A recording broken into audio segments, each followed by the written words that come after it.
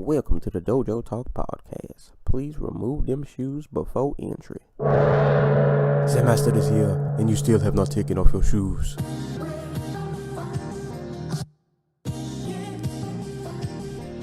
Yeah.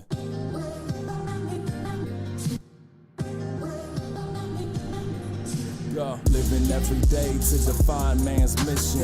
Looking to the sky for divine transmission. Deaf man's vision makes the blind man listen. Eyes on the prize, this is blind ambition. Thank you. Welcome to another edition of the Dojo Talk Podcast. I'm your host, Serial Sensei. We are on episode 113. As always, you can check this podcast out on SoundCloud, YouTube, now on Spotify, also iTunes, Google Play. Send questions to dojotalkpodcast@yahoo.com and hit me up on Twitter at Serial Sensei. You can hit us up on Facebook at the Dojo Talk Podcast Facebook page. And just a quick backtrack, if you're on iTunes, please rate, subscribe, leave reviews, say nice things. It helps out a lot. So now that we got that out the way, as always, I'm joined with my co-host, Untitled. What's going on, man? It's good. It's good. I've been home for like 30 hours now, so we're good. I've been to work twice, so it's good. How was Cali? It was great. I spent was there for like 4 days. I spent the first day just like not doing anything. Like my brother had to go to work, and I was like, I'm not going to walk around San Francisco by myself. And then we got up early the next day, and that's the exact same thing I did. He joined me for the last 2 days, but like, it was basically I went inside basically nothing but like an In-N-Out and a pizza place for like 4 days. Like it was me outside from basically like 9 o'clock in the morning till like 5 or 6 in the afternoon, just walking and looking at stuff. Hey man, being an adventurer. Yeah. So I walked like 20 miles. My calves hurt like hell, but it was fun. It was great. Hey man, you got out of this East Coast. This weather is out of control. Yeah, it is. I came back and it was hella cold. It was like, why did I leave? Listen, like you guys, depending on what side of the country you live on, like maybe you don't, experience winter like we do, but it was 60 degrees there, and the guy in the store, in the cafe I was at, was like, "Hey man, you all right walking around without a coat?" I was like, "Yeah." Yeah, bro, we experienced the real winters over here. It was 27 degrees this morning, and I woke up with frost on my car, and I was very angry. Yeah. I'm over it. Yeah, it's just trash. It's just super trash. But, wake me when April comes. Right, word. But glad you had fun in Cali. I gotta make it out there one day. I just hate flying, so I don't know how that's gonna work. But, you can always break out the Winnebago. Take that. Get you an RV and just take that trip across the great old, I'm definitely making a documentary if I do that. A long documentary. It'd be probably boring, but it's just one long ass windshield shot of you driving to the center of the country. My facial expression never changes. I have this same just stern, angry face the entire time. But no, I gotta make it out to Cali, man. That's the only. See, I want to know if anybody's ever tried to Twitch stream their road trip. That'd be. I've never thought. See, I haven't taken a road trip. Well, most of the road trips that I go on, I'm not the one driving. Like anytime I go with my dad, he normally drives. Yeah, no, I'm not about that. I hate driving. I hate it so much. One day I'll make it out the West Coast. That's like the only part of the country. I've been in a few spots on the East Coast. I've been down south. Have not made it out west yet. I like how you just completely ignored the Midwest. Like it doesn't matter. No, I know I can't say that. Chicago looks. My stepbrother went to Chicago for like one of his vacations, and he stayed downtown, and it actually did look really nice. And I want to try their pizza to see if it's everything they say it is. It's just a pie. See, Like actual pie. I have to confirm this to see if they got the leg up on New York. Because right now, I think New York's killing it. I like New York pizza. I can definitely say that. So I don't know how Chicago's gonna stack up. But speaking of cities, top cities of the week, listeners. Number 1, Brooklyn, New York. Number 2, Mexico City, Mexico. Number 3, Los Angeles, California. Number 4, Oklahoma City, Oklahoma. And coming in at number 5, very randomly, Istanbul, Turkey. So shout outs to Istanbul, Turkey. So those are the listeners for the week. As always, thank the Tumblr people, Twitter people, and whoever in Istanbul, Turkey is listening. We appreciate you. So I have a bunch of news and notes to get to, but before we get to that, real quick, I have to let off a shout out and kind of like a mini announcement. So one of the podcasts that I listen to for sports, non-MMA related sports, basketball, football, all that other stuff. It's a podcast called Tecknickal. Actually, speaking of the Midwest, they are based in Wisconsin. But I've been listening to this podcast for a while. I interact with them a lot, like on social media and their Facebook groups, and they know that I'm a huge, combat sports nerd, all that good stuff. So they reached out to me. They actually reached out to me a while ago, back when Brock was about to come back, and that was almost a thing, but he ended up signing with the WWE again. Yep, because Roman Reigns got leukemia again.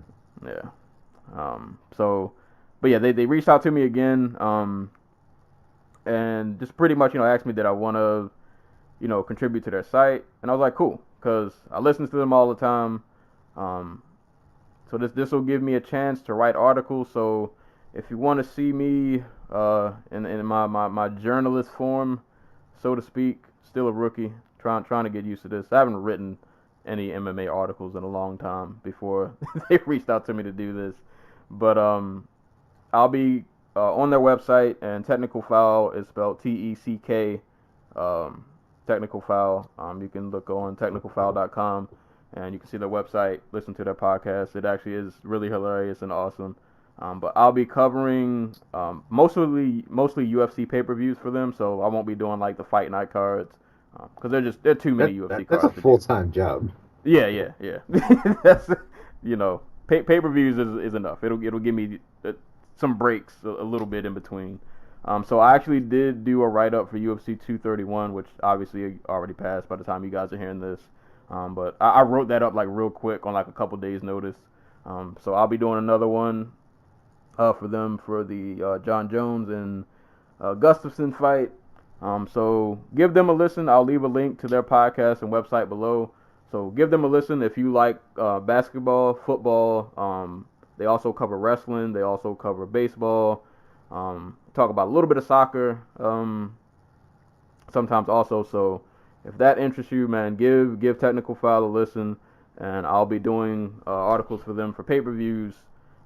Just kind of doing like overviews of the card before they start. Still kind of figuring out like how I'm going to format it from here on out, because this the first one was kind of on a whim. But shout out to Tecknickal, man. That was really, really cool partnering up with them.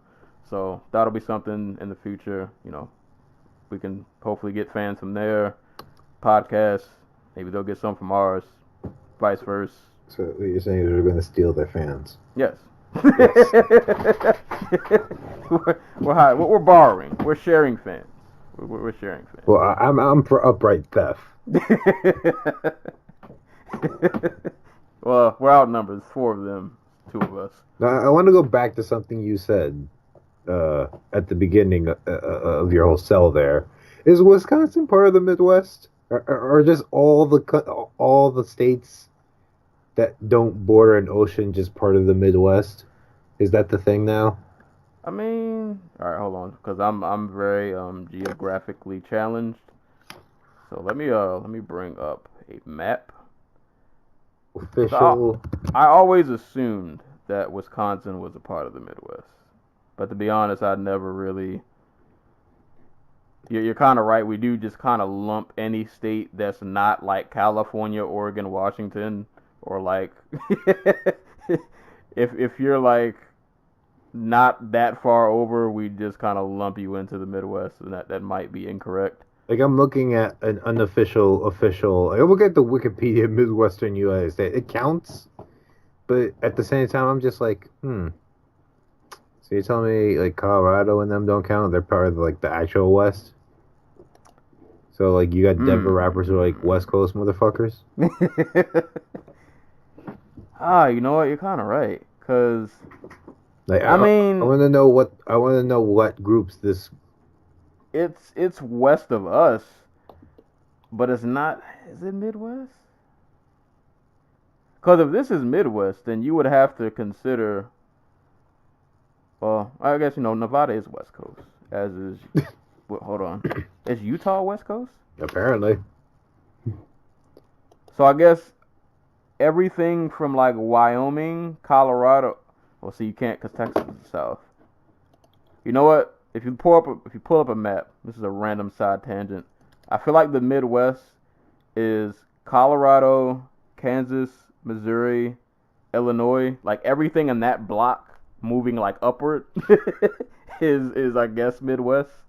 See what I'm confused about is why is it called the Midwest and not just like center or anything like that? That's kind of trash. Because like there's no Mid-East. There's the Mid-Atlantic, but there's no Mid-East. I feel like if you call them the center, people would just... I mean, there is a Middle East, but it's just it's in Asia. Right. Do they call themselves Midwest? You know what? I need to ask them. Do they consider themselves? I would assume so, because Chicago's pretty much the Midwest, and they're pretty much neighbors. So. I'm neighbors to New York. It doesn't make me a New Yorker. I'll have to inquire. We'll find out what does Wisconsin consider themselves. I think they're Midwest, but I'm geographically challenged, so I'm probably the last person who should be answering this. But shout out to Tecknickal Foul, man. Looking forward to doing articles for them in the future, and you guys will be able to read them and all that good stuff. So now that we got that out the way, there are a lot of news and notes and shenanigans and things that have happened since we recorded. Some of these news just broke today. Yeah, like literally. Thank God I was in California and we didn't record on Sunday because we missed some big ass news. Yeah, we would have missed a lot. I guess real quick before I get into the news, I want to highlight quick fights because I won't do these in my shout outs. Quick mentions of fights you guys should go watch. K1 had a card this week. You know what? I don't know when that card was, to be honest. It was on the 8th. There we go. So that would be Friday, I think. Friday or Saturday. Yeah, it was. Saturday. I know it was between Friday and Saturday, but I didn't watch it. It was probably Saturday there, Sunday here. Okay. Yeah, that makes sense because I didn't watch it until Sunday there or Saturday here. I don't know what. Because I don't think I watched the fight until like Sunday evening. But anywho, K1 had a card. There were two really good fights you guys should watch. One was Rukia Anpo versus Hideki Yamasaki. It was a really awesome back and forth fight. And the main event of that card was Takeru versus Koji. Another really awesome fight. Go watch those. They're on YouTube, but they're in Japanese. I mean, like the text is in Japanese. So I don't know how you'll find it. If I can remember, I'll post them on the Dojo Talk Facebook page. So go watch those fights. Those were two really, really, really good fights. And also, I guess before we start the news, HBO had their last card on, I think that was the 7th, I want to say. That was on Saturday. Saturday? The 8th. So. Yeah, so, the card, who was on the card? I know Clarissa Shields was on the card. And Cecilia Breakhouse. Breakhouse, yeah, Cecilia she main evented, right? Yes. So, I didn't watch the card. I heard most of the matches were pretty lopsided, like, Cecilia Breakhouse beat the brakes off whoever she fought, and Clarissa Shields just kind of cruised to a decision over whoever she put paws on. But no, it was just kind of wild. Like HBO has pretty much been like synonymous with boxing for a long time, and after what is this 40 plus years, I want to say. Like it's gone. Like just like that, it's just over. And like for people who maybe didn't watch boxing or like aren't familiar with their history, just some of the fights and shout outs because I'm reading this article. Dan Raphael recalls the best of HBO boxing. This is on ESPN, so you can kind of get a history of like a lot of the fights that were on HBO. Just a few, and like a lot of these are classics, man. Buster Douglas and Tyson. Marvin Hagler and Hitman Hearns, Riddick Bowe and Evander Holyfield, Anthony Joshua and what's that? Klitschko, I think, was on HBO. Or Lennox Lewis and Vitaly Klitschko. Manny Pacquiao and Cotto. Like if you just look at this list, like I could keep going on and on. Like just the names alone, like Lennox Lewis, Miguel Cotto, George Foreman, Tyson, Paul Williams, Juan Manuel Marquez, Hakeem Rahman, like names on names on names. Bernard Hopkins, Larry Holm, Floyd Mayweather, Ricky Hatton. Like HBO has housed a lot of really good and just like classic boxing matches that'll pretty much go down in history. So there's a lot of rich history there, and this weekend that's kind of just. It's just over. Like it's just the Thanos snap. Like it's gone. Yep. So it's kind of bittersweet, and I kind of feel for like the people that work there because if you've worked ever in like an environment like that, maybe like a TV set, movie set, anything close to that nature, like it's like a mini family. Like you get used to seeing the same people over and over again. It's a fun environment to work in, and that just kind of sucks. Like you've been there for so long, and then one day you realize like, oh, this is like the last one of these we're ever going to do, and after that you gotta find a new gig or you gotta move on to the next thing.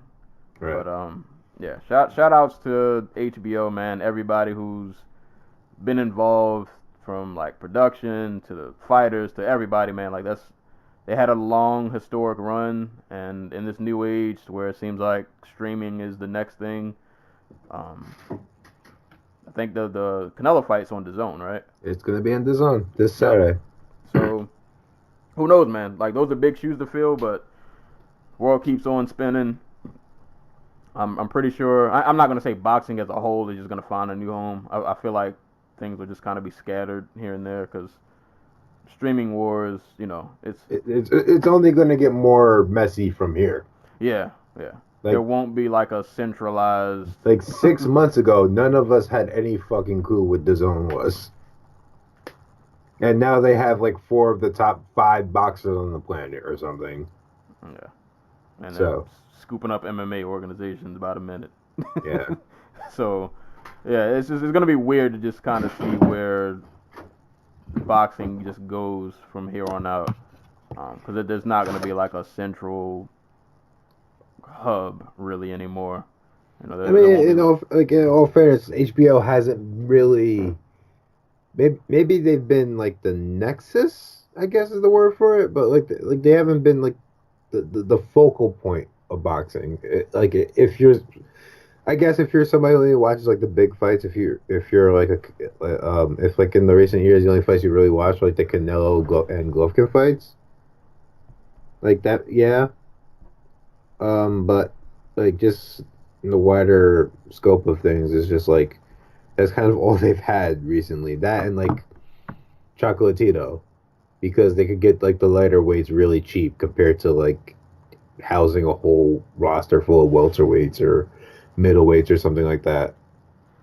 So that's probably the reason they got Breakhouse and Carissa Shields on the same card as their last card, because that's they didn't have to put a lot of money in the pot to get those two to show up. But it's we lost Friday night fights, and HBO boxing, like in the span of what 3 years, and that just kind of sucks because when it comes to other sports, like I watch the WNBA. One thing you always hear is like they always want that place where they have a constant, like they have a game night. Like Right. they want to have that Thursday or Monday night where they can have like Monday Night Football where you don't have to know who's playing. You don't have to know like the narrative of the game or anything like that, but every Monday night, you know there's a game on ESPN at whatever time. And that's the big game of the week. And with boxing, they had that with HBO. Like you didn't have to know who was fighting. You didn't have to like it was just assumed quality. And that's gone now. And I don't know. Kathy Duva said something a couple weeks ago on the podcast I listened to. I think I can't remember if it was Boxing Esquire or Fistianados. Both are great podcasts for anybody out there who wants to, get into some boxing podcasts. But she said something like boxing isn't destination TV, but if it's on, you'll watch it. And I think that's true of kind of all combat sports, where like where nobody it's not like a football game or a basketball game. Yeah. Like Yeah, like outside of like the hardcore fan bases. yeah, like outside Right. of people like us who will sit here and talk about 13 fights Yeah. a week minimum. Right. The average person isn't. The average person isn't like, I think I'm gonna stay in on Saturday night and watch, I don't know, Clay Gadella versus Nina Ansaroff. Right. And then I'm gonna watch a 6-fight main card that doesn't end until 1:30 in the morning. Right. It's just that they happen to be home. Like FX stopped playing. Like FX ended the Avengers rerun that like the 20th one at like 9 o'clock, and they have nothing else to do for the rest of the night. So they're just flipping through the channels, and they say, "Oh, there's an advertisement for UFC fight night," and then they tune in that way. Right. That's how the vast majority of people actually watch the UFC.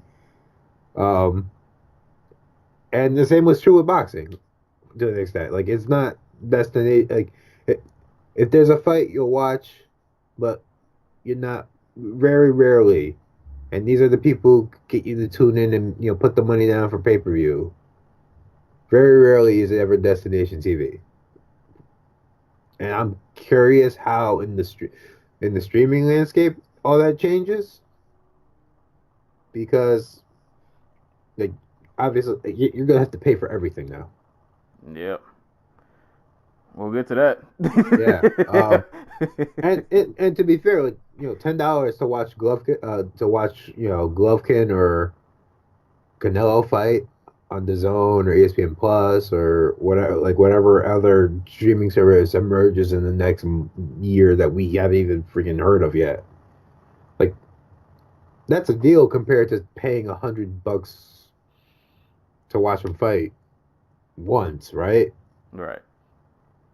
But like, it makes me curious how many people like there are obviously a certain amount of people who I guess were gatekeep like you can call it gatekeeping, that were just kept out off of the Nielsen ratings for HBO and everything like that, because they were just like, I'm not paying $15 a month for boxing when like they're not providing me with boxing every week, or they're not providing me with the fights I want, or they just can't afford it. But now that like maybe they have ESPN Plus and they want to watch like MLS games, or they have the Zone and they want to watch, I don't know what else the Zone has, like European soccer games or something like that. Like how many people get into the sport that way? You know what I mean? Yeah. Like I'm curious what that, and from what all indicators point to boxing being like a success so far on streaming. Yeah, I don't know. We're probably never gonna know for sure what the DAZN numbers are, but ESPN came out and said that they were at a million users for ESPN Plus, and they were the I can't remember. I guess the lead developer, the lead runner of the program, was saying boxing was the number one driver. Which, if you see ESPN Plus, you know is true because they have literally nothing else on there right now. So it makes me curious. Boxing and the UFC are going to be on there next year. It's going to be a very telling year. Is this next card the last Fox? Yes. Or I mean, there's going to be the FS prelims for UFC 232, but this is going to be the last big Fox card. Oh man. Well, there's no nostalgia goggles for the big Fox cards. God, I wish Joey could have been on because there's a big discussion to be had about whether Fox was good or not bad, but just like there's a discussion to be had about what Fox's impact was on the UFC and vice versa. I guess I don't think it's fair to say it was bad. Like yeah, I don't think that's absolutely. Yeah. But like I feel like it just I don't think it really moved the needle one way or another. I think it was just kind of we needed a home, we needed a place somewhere like somewhat familiar that people will recognize. We'll go to Fox. It'll keep us afloat until we figure out the next big thing. Yeah, that's kind of how I looked at it. It is. Everything that could have gone wrong early in the Fox deal kind of just did. Like from its inception. Remember? Do you remember the first Fox card and just the pure stupidity surrounding it? Yeah, I do not. Cain Velasquez, Junior Dos Santos won. Cain comes back from basically a year off after the Lesnar fight, and like they do this huge rating. I think it got almost 7 million like peak viewers, but it was only what was it? It was an hour broadcast, and the fight lasted 57 seconds. Yep. And the lead-in was like 30 minutes of talking heads, like Glazer and it wasn't Glazer. Who was it? Was it the black guy? I think it was the black guy. Yeah, I know you're talking about. I don't remember his name though. It wasn't Gus Johnson. Was it Gus Johnson? The chubby black guy. I do not remember his name. One comment. It's not even worth it. Point being, everything that could have gone wrong with that card did go wrong with that card. Like, the fight was over in less than a minute. The guy who actually the UFC wanted to get over, Cain Velasquez, the dude with the Mexican flag who beat the most popular fighter in the history of the sport at that time, at least on pay-per-view anyway, lost in like a minute. And then they had like, what, a half hour, 40 minutes of broadcasting time left afterwards that they could have built. Meanwhile, the actual best fight on the card, the co-main of, well, you can't even call it a co-main event because it didn't get on TV, ended up not getting telecast. It was like a Facebook prelim or something. Oh God, remember Facebook? The Facebook prelim? Man, those were the days. Now Facebook is paying boxing promoters to put on cards on Facebook. We are in a completely different age, man. Oh man, yeah, it is. Yeah, next year is gonna be interesting. Like this everything's moving so fast. The UFC's already fucking up that UFC on ESPN 1 Plus card, the first one. And we'll get to that, I assume. Yeah, they're throwing a lot of fights on there though. Yeah, let's just roll on to that because they're got a lot of fight announcements written down between UFC and Bellator and a few other places. It's been a pretty busy week. So I'll run down this list real quick and then we'll go back and expand on any that we want to expand on.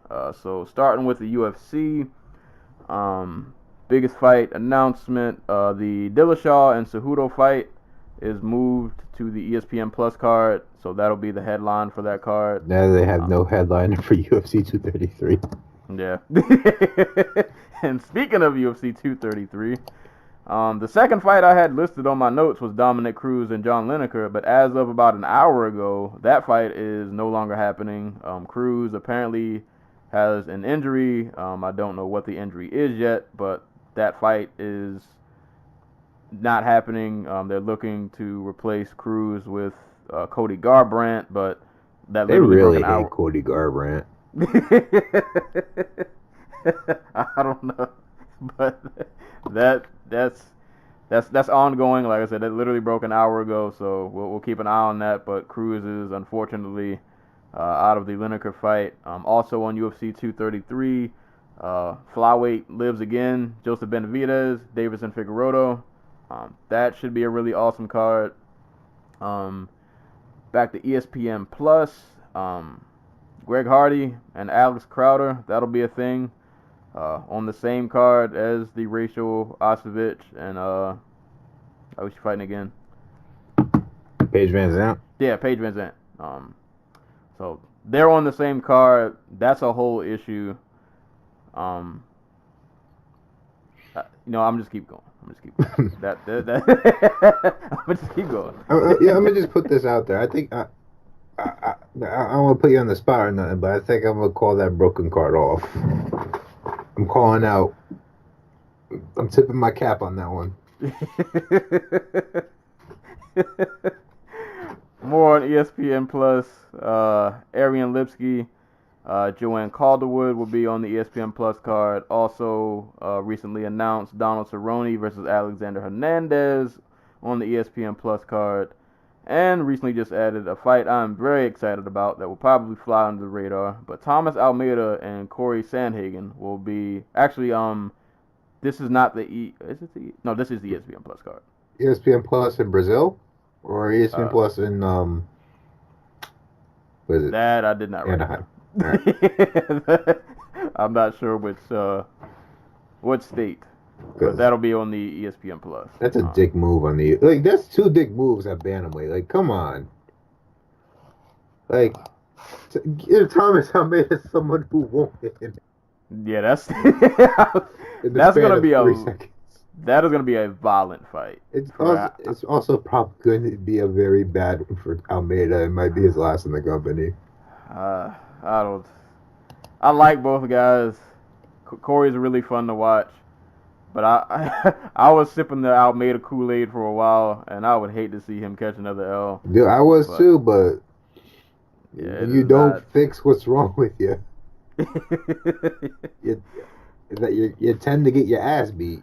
Yeah. Oh. Yeah. But that's gonna be a fun fight, regardless.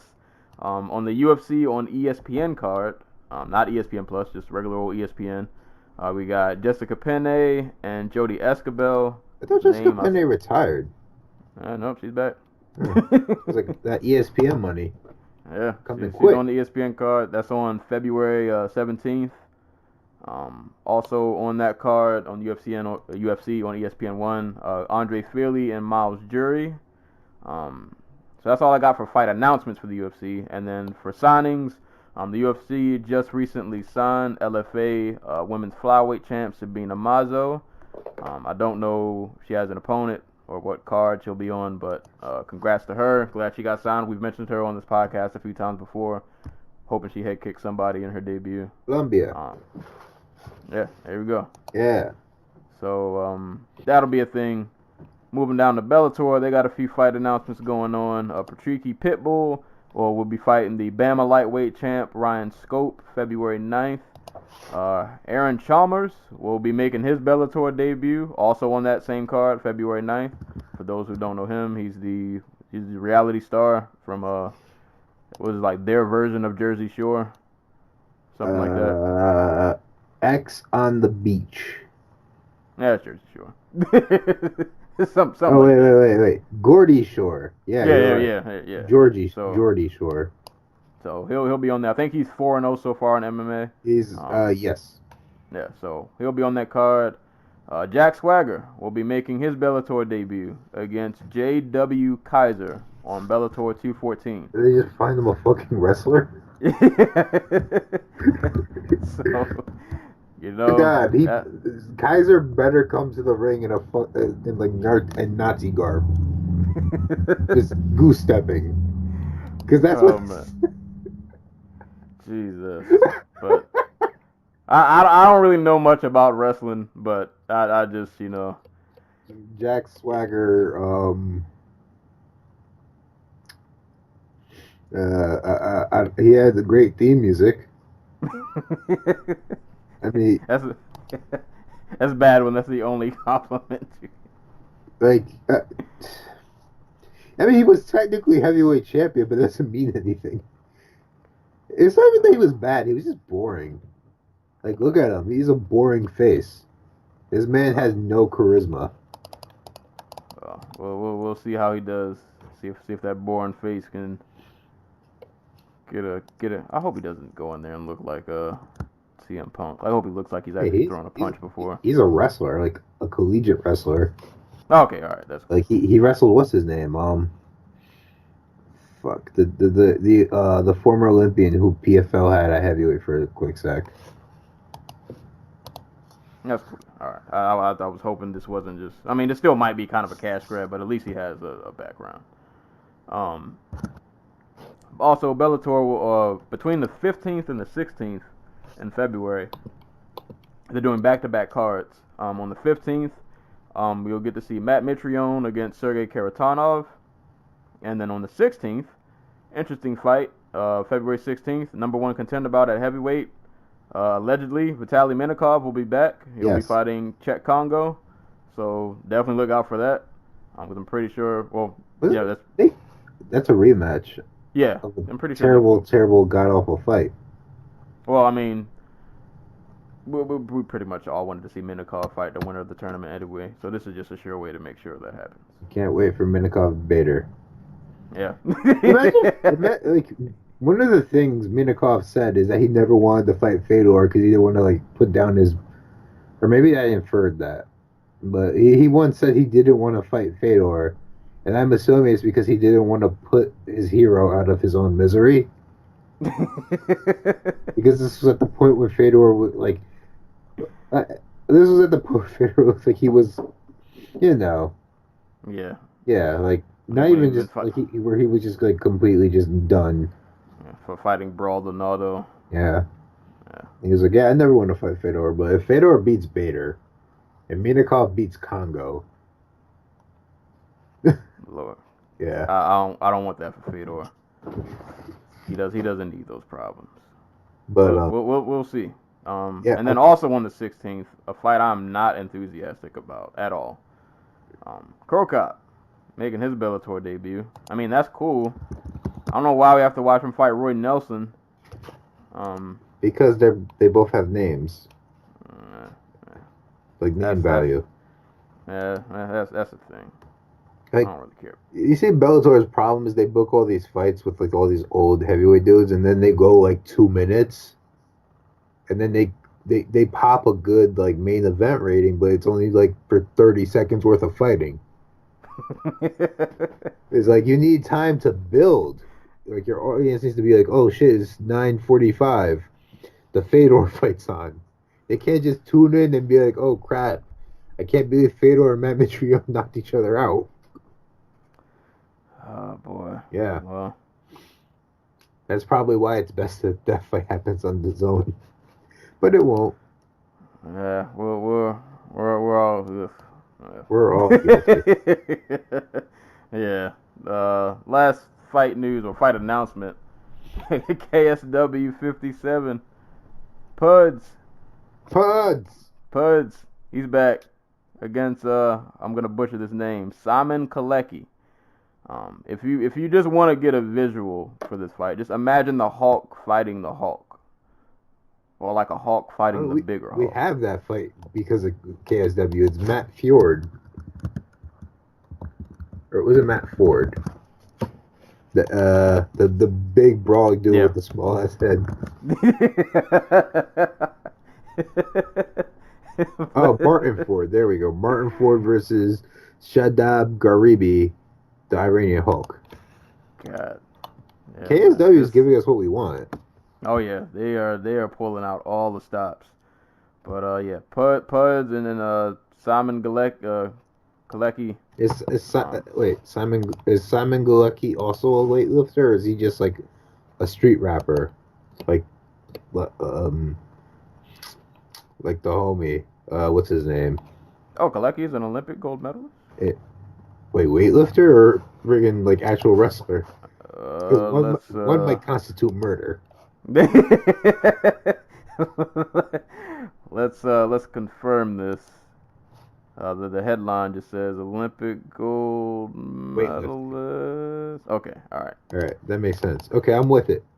Yeah, so we got just very large gentlemen. Just let them juice as much as they want. Yeah, and have at it. So that'll be a thing. I don't have the date, but that's KSW 57, man. If you want to be entertained, just go watch that. Yeah, those are two very large gentlemen. I'm with it. And God, there's a lot of news. One championship. Oh, the big one. Yeah. So we've talked about one a lot this year. I've really enjoyed a lot of what they've done this year. All of their cards have been awesome. That app is awesome. Well, and now they're, yeah. I've been propping that app up, and it's about to leave us. But listen, man. One is looking to make some big moves in 2019. They reached a deal with Turner Sports for a U.S. broadcasting deal. So I'm just gonna read a quick blurb from Ariel Hawani's article. This deal will go into effect on January the 1st. It will call for 24 events, which will live air on, I think BR is Bleacher Report Live, Turner Digital's digital platform. In addition, Turner will air shoulder programming and taped events on TNT, and there will also be some kind of reality show in the works. And the first event under this new umbrella will be January 19th in Jakarta, India. So, I mean, this deal pretty much comes on the heel of them making all of these signings, grabbing Sage Northcutt, Mighty Mouse, Alvarez, Akiyama over there. So this deal just comes on the heels of them having a pretty good year and then ending it with all these signings, and now we got this popping up. But it does, I don't know if it's official, but I think this will pretty much solidify that I don't know if this one app is probably going to be gone, because I believe if they're going to do the events on Bleacher Report Live, that is a service that you have to pay for. Yes. I'm not sure how much it is, but you have to cough up some bucks for that. So between Bleacher Report Live and TNT, we'll have one championship, and this will be interesting to see. We've always had questions about like what their real viewership numbers are. So if they're on TNT, we'll get a little dose of it. We'll see how much ratings they can bring in. And also on this article, real quick, with those signings, Sage Northcutt's one debut looks like it's going to be on February 22nd in Singapore. Mighty Mouse's debut is slated for March 31st in Tokyo. And Eddie Alvarez, his debut isn't set yet, but he's going to be on either one of those cards, either on February 22nd or March 31st. So yeah, one championship.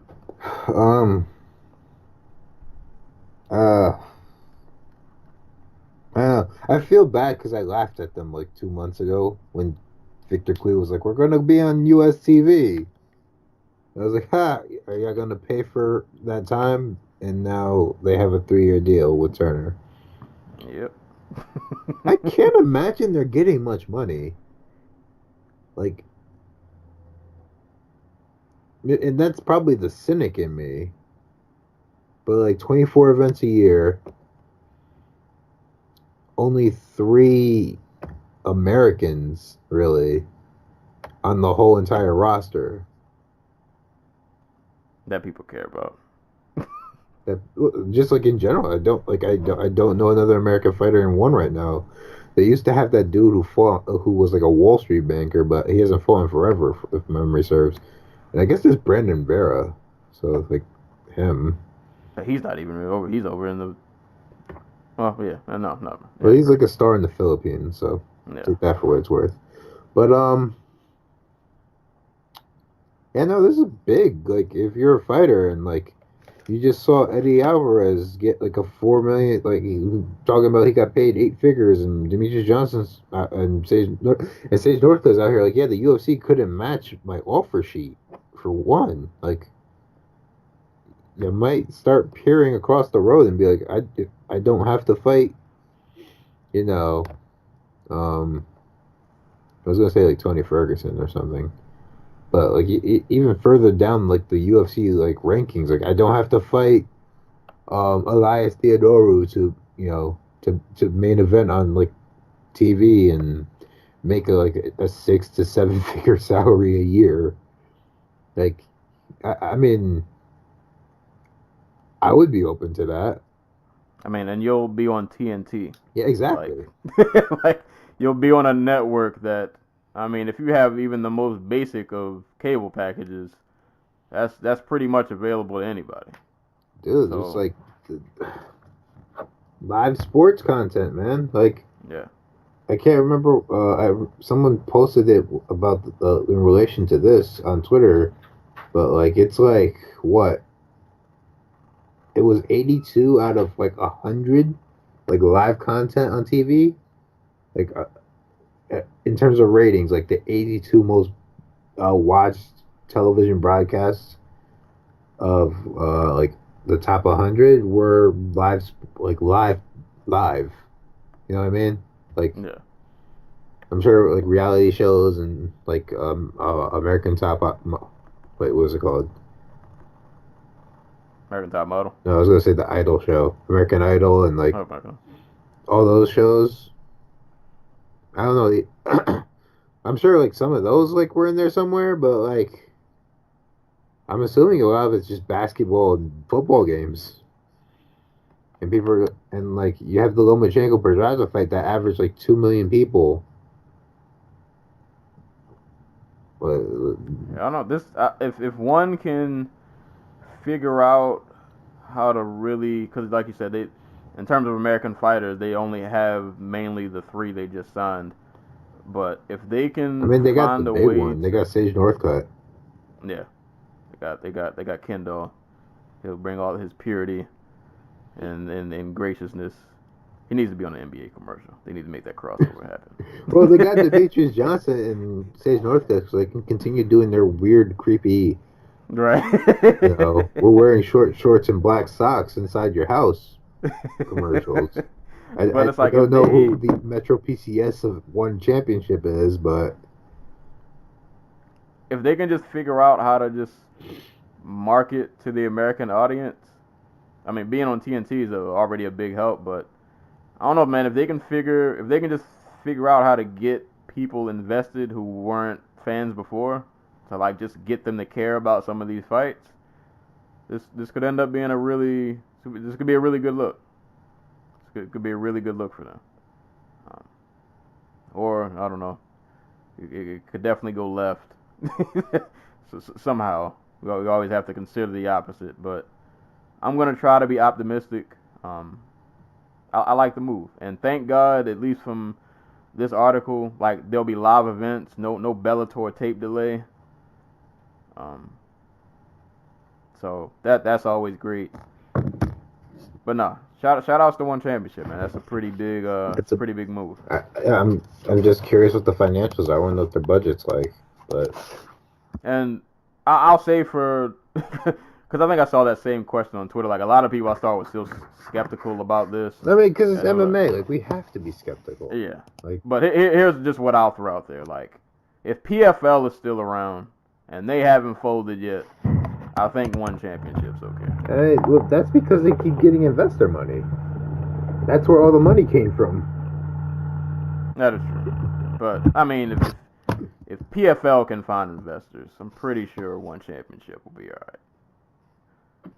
I don't envision them. I don't think their boat's gonna sink before the PFL boat gets shot and explodes, and that $1 million they promised everybody just leaves out a back alley somewhere, and Ray Cooper has to go hunt down people for his money. and that. I'd like to remind people that in like 20 days from when we're recording this, PFL is going to be obligated to give out something like $10 million. I got a feeling, man, some of them checks, they're not going to be adding up. Somebody's going to get the short end of the stick. Like, they're going to give Ray Cooper his money because he hits hard, and they don't want those problems. Somebody else is not going to get their $1 million. Somebody's definitely getting, like, they're taking a couple commas off their check, and they're running out the back door. But we'll see how that goes. And the last bit of news, because Jesus Christ, just news all over the place, and then we can get to fights. You know what? Since I didn't, we want to tackle the Ian Kidd, you know. Yeah. So Ian Kidd of Bloody Elbow, it was found that I'm gonna bring up their whole thing because so it was found that back in like July, Ian Kidd of Bloody Elbow was found guilty of downloading or owning child pornography.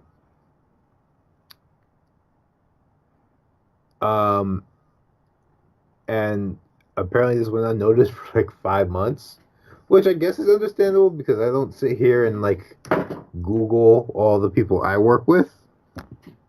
I definitely don't want to. And for those who know, Ian Kidd is from like Scotland, yeah, because it was in Glasgow, so like Scotland. So like his entire contact with Bloody Elbow, and Vox Media is like online and everything. So it's not like he didn't show up for work one day and everybody's like, I wonder where he went. But it was uncovered because he got into an argument with somebody online about Greg Hardy. I don't know what the context of that argument was, but it was found out that he was found to be in possession of child pornography. Him and one of his business partners. So he has been fired from his job at Bloody Elbow, but there was a whole bunch of kerfuffle, which might not be the proper word for it, about Bloody Elbow not releasing a statement on Ian Kidd. Because it turns out they did so today, just a few hours ago.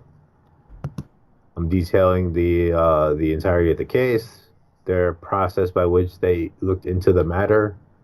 They had to confirm it was the actual same Ian Kidd with like the Glasgow Police Department or something like that. Yeah. So there was like this whole big thing about it. Vox Media told everyone that they were not supposed to say anything because firing people is a lot trickier than I think a lot of people realize. Yeah, especially corporate jobs and stuff like that. Yeah, you have to. Yeah, because I saw that too on social media. Like when the news just broke, like people just expected them to just like. You gotta understand, like they're probably just as shocked as you are. Like, right. Just think of all of the people that you work with. If one day you just walked in and you found out like your manager on the low was like a serial killer or something, like for one, you can't just come out and not have your facts in line. Right. So I don't blame them for waiting. Like you have to make sure everything's in line because, I mean, let's say for example they would have came out and they'd been like, oh, Ian Kidd did this, did that, blah blah blah, and let's say in some parallel universe, it's a different Ian Kidd. Yeah, it's a different Ian Kidd. Now you're getting sued. Now it's a real messy situation, and nobody wants that. Right. Because that makes everybody look bad. So yeah, you got to get the ducks in order first before you start, just kind of throwing mud around everywhere. Yeah, this was Friday, I think. So they're coming out with it on Monday, or Monday or Tuesday. So yeah, and I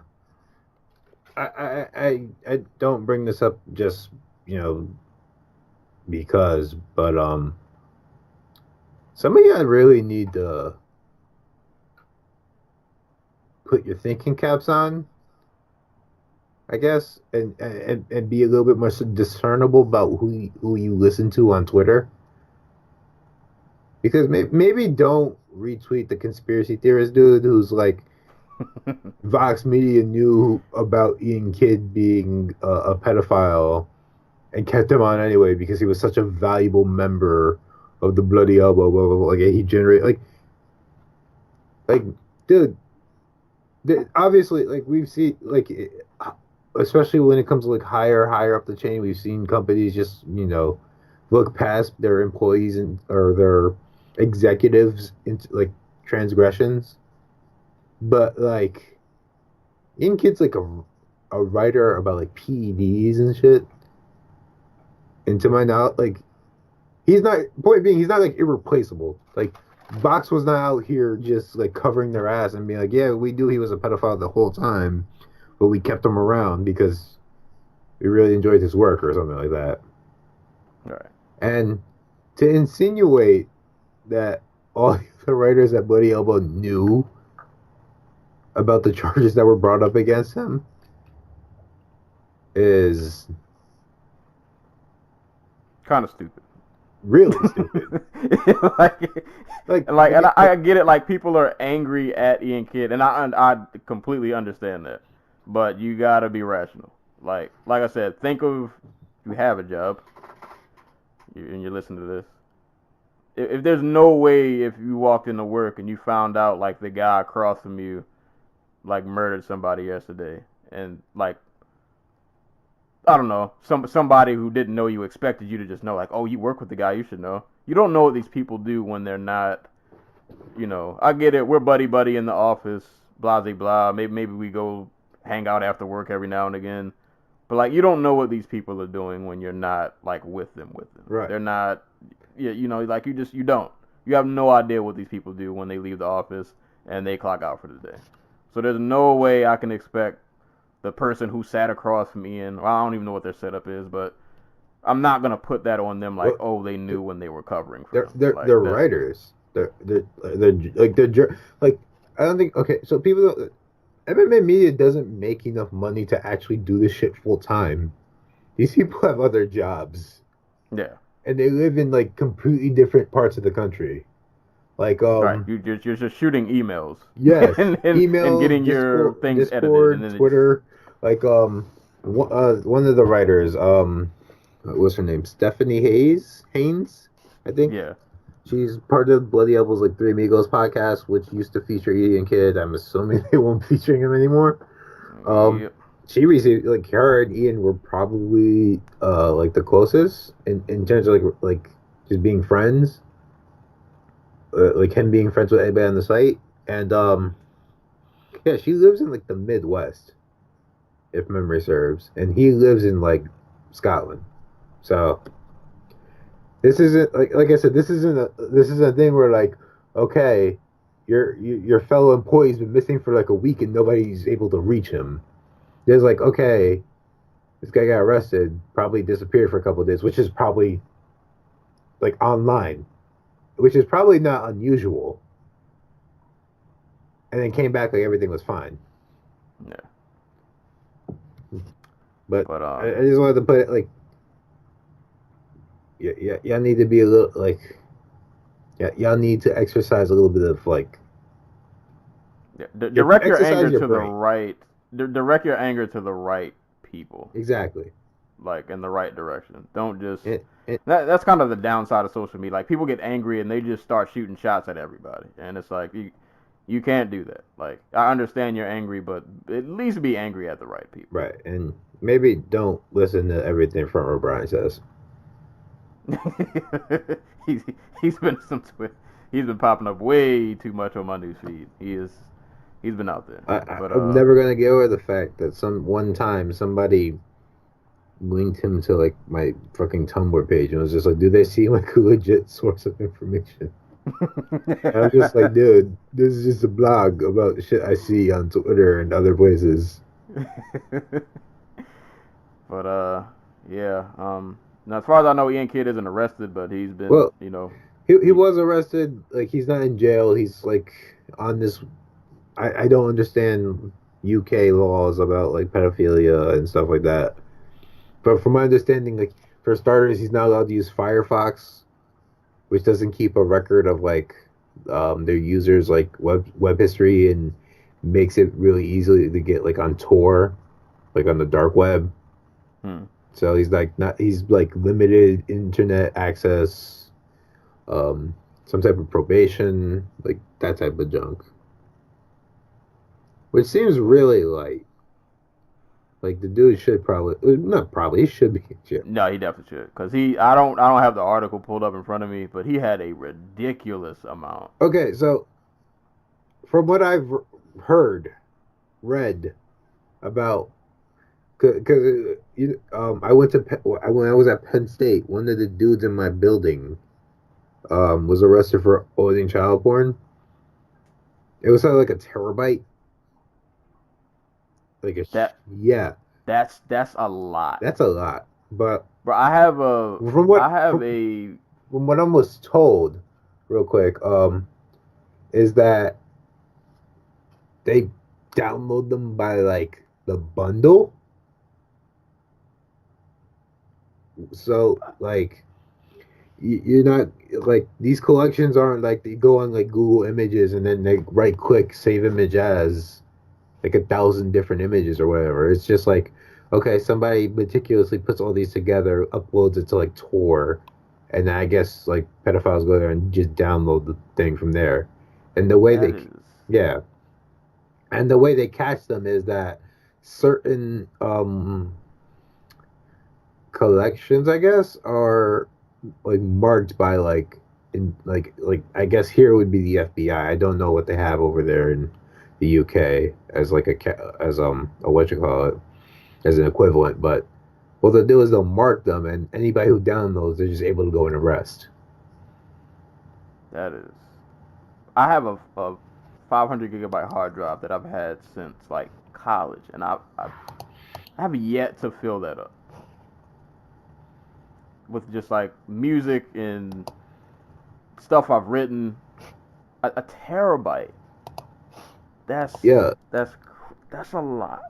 And Ian Kidd, the number I saw was like, I'm probably off by give or take 100 or so, but dude had like 400 something images, and then another couple hundred videos, I think. Yeah. Here we go. 984 still images, 496 moving, and about 8,000 pictures of extreme pornography. Bruh, that's a lot. Like, that's, I don't even know the word. Like, that is something's really wrong with you. Right. Like, I mean, even one is too much. But, bro, you're in the hundreds. And you add all that up together, you know, videos and still images include, you're in the thousands. Right. Like, that is mine. Just you gotta go to jail. Like, off principle. You gotta go. Yeah. Yeah. That's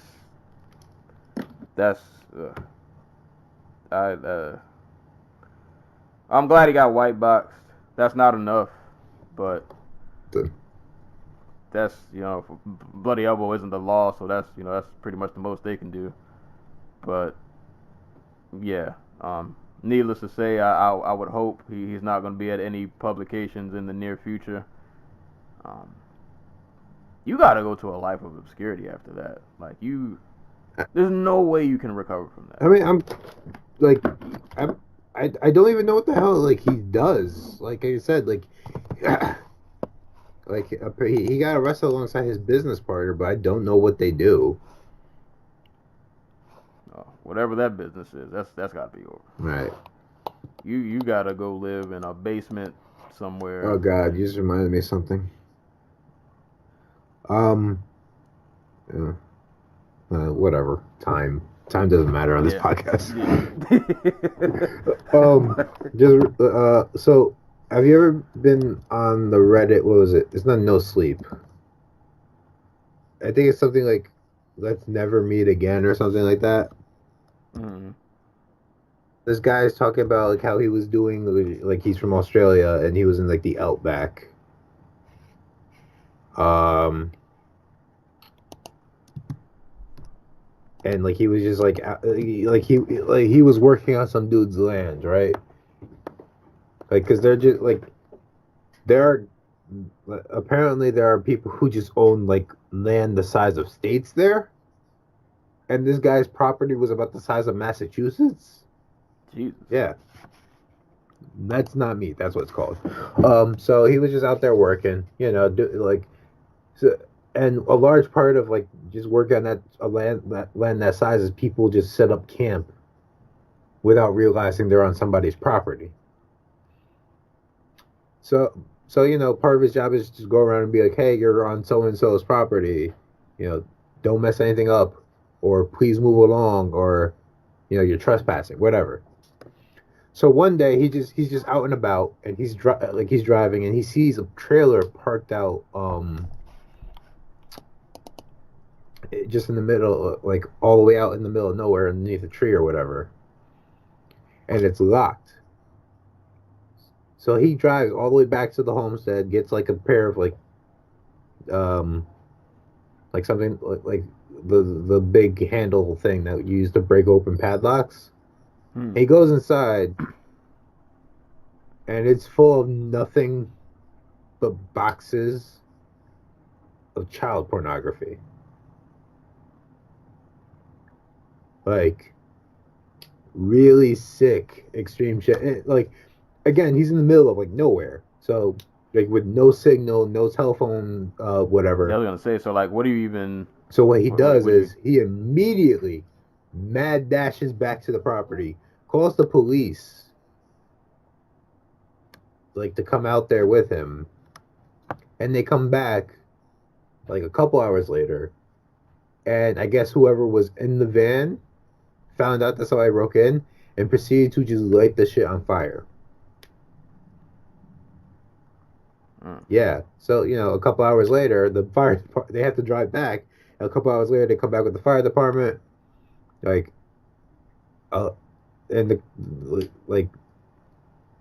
the story just like haunts me a lot, because just like, okay, there are people out there doing this type of shit.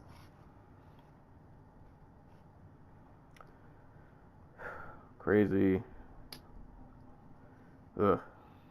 Wild world, man. The world is full of some sick motherfuckers. Yeah, but yeah. Ian Kidd got the white box as he well deserved. Yeah, like I said, I don't know what you do after that. How he hasn't gotten jail time is crazy, but I imagine after this you have to go into extreme obscurity. You got to be off the grid at this point, because there's no way you're covering MMA anymore. That's all done. But yeah. So that was a story. That was pretty much all the news and notes. That was a lot. About an hour's worth of news. It has been a very busy week. The sport does not sleep at all. Never does. Yeah, that never does. There's no off seasons in the sport. That's why it's so damn tiring. And real quick, we won't go into too much detail because we still got a whole card to cover. But Vasil Lomanchenko fought this weekend. He fought Jose Pedraza. Just Jose, man. He's not Portuguese. No. He's not Brazilian.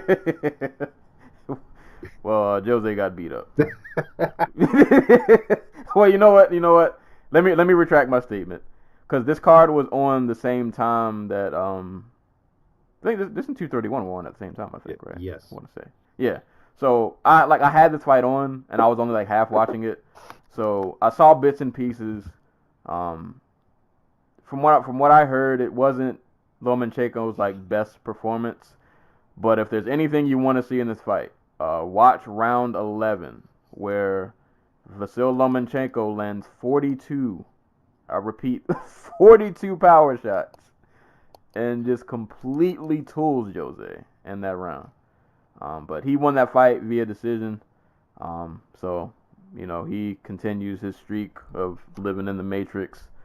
So go give that fight a look. But let's get to this card because we still got a whole lot to talk about. So, UFC 231 went down on Saturday in Toronto, Ontario, Canada. Headlined by Max Holloway and Brian Ortega. Definitely like a lot of hype for this fight. I've been really hyped for this fight for a long time. I was super bummed out when it got canceled the first time. But we finally got it. It happened. And boy, oh boy. This I was really hyped for these main events and co-main events, and they both lived up to what I thought they would, but they both hurt me because the two people I was rooting for both lost. But that's MMA. Heartbreak is normal. You just got to get used to it. But Holloway and Ortega, man, this was this was a wild wild fight. Just initial thoughts. It's crazy how much of a war this was. It was weird because this fight was a war, but Holloway also won it like handedly. Brian Ortega still hasn't won a round in the UFC. Like this. In the same token, Ortega gave Max everything he could handle, but then on the flip side, Holloway had an answer for everything he did. Like, and I wrote this. Shout out to Tecknickal Found once again. And the article that I did for them for the the preview of this card, I only covered the main event and the co-main. But one of the things I had said about Holloway is that he since 2014 he's been undefeated. I want to say, give or take a year. I'm paraphrasing. 28. When did Conor tear his ACL fighting him? Because that was Max's last loss. It was like 13. Yeah. Since then, the man has been on a tear. And one of the things I've noticed, like I remember like the first Max Holloway fight that I remember was I think it was Yves Jabron. I think he fought. And dude was crazy talented back then. He just had like a lot of raw talent. Ever since like that McGregor fight, he's only gotten better. And one of the things he's really creative, and it's kind of wild because like I feel like he doesn't look flashy to me. Like, I'm trying to think of somebody to compare him to. Like it's not an Anderson Silva kind of flash where like you see it and it looks extra flashy and it's like it's like super highlight reel material. I feel like Max's is like, it's subtle things that he does that I look at and I'm like, yo, this guy is on another he's on another plane. Like Ortega, they both come out and it's pretty much a war from the start. Like they're throwing hands, they're trading back and forth, and Ortega would fire off his hardest shots, and he tagged them a couple of good times, and they would get in these firefights. But in every firefight, it just seemed like Max was able to get the better of them. Or even if he would get tagged a couple of times, he's coming back, and it's not like he's not like I'm gonna just jab or hit you with a 1-2. It's like I'm gonna hit you with a 1-2 switch stance, 1, 2, 3, 4, 5. Like he throws so much at you, and it's overwhelming. And I mean, Ortega had his moments. He had a couple of good counters. He caught Max with a really nice elbow. that he landed. He caught him with some clean counters that definitely like shook him up. Gave him a quick, one of them I'm here moments, like you're not just gonna run through me. But for every Ortega moment, there was a Max moment where he would get off like 3, 4, 5 hit combination. And I'm talking body, head, switch stance, just every strike that you can throw, he's landing. But he's doing this over the course of 4 rounds where he never slows down. And he also, another thing I noticed in this fight, he did really good. Even though he did, he took his fair share of hits. His like timing and like his controlling of distance is like masterful to watch. Like, I'm going to hit you with this 4-piece combination. I'm just in range so I can touch you up. When you fire back, I'm out of range now. And like I said, when you watch it in like real time, it doesn't look super fancy. Like, he's not doing like the Anderson Silva, Forrest Griffin, where I'm doing all these bobbing and weaving and, all that fancy stuff. It's really subtle. Like, I'm in range so I can do what I need to do. And when you fire back, I'm just out of range so you can't touch me. And he has this just masterful control of just like distance and timing. He knows when to swing. He knows when not to. He's not wasting motion or wasting energy. Because I think people like see him, like you see like his highlights with like the Lamas fight, like those last 10 seconds. Right. And you it would give you the impression like, oh, he's just like a brawler. Like, he's just a brawler who happens to be champ because he can brawl and his cardio is really good. No, there's a lot of technique and there's a lot going on there. Like, if you just really watch and pay attention to what he's doing, it isn't by luck that he's winning these fights. Like, this kid he's different, man. And Ortega, like I said, man, he definitely started to do a little better later in the fight, probably around like round 3. It seemed like he started to get his footing under him better. He was landing some pretty good combinations. He got off a few good leg kicks. Like I said, he definitely shook Max up a couple of times. But Max's just volume and pace is too much. And then Max does the most gangster thing of all time. Round 4. I don't know if he was talking to his corner or if he was talking to commentary, but he just looked over like, I'm going to end this round. And my God, if he did not go out in round 4 and just unleash all kinds of hell in round 4. And I think what this fight came down to, obviously, like I said, Max's control of distance, timing, pressure, volume. Ortega was forced to fight a boxing match, which, I mean, he hits hard. His stand-up is decent, but we all know what his bread and butter is. And he could not get any jiu-jitsu off whatsoever. Like, it was pretty much a non-factor. And, Max just was able to shut that part of his game down, and he forced it into a fight where he was comfortable. And, I mean, Ortega tried to match him blow for blow, but Max is... Dude is on another level. I picked Ortega to win. I wanted Ortega to win. Still a big fan. But Max is, after 4 rounds, he battered Ortega's eye to where it was pretty much nearly closed. And there was TKO stoppage in the 4th. But not Max, man. That kid is unbelievable.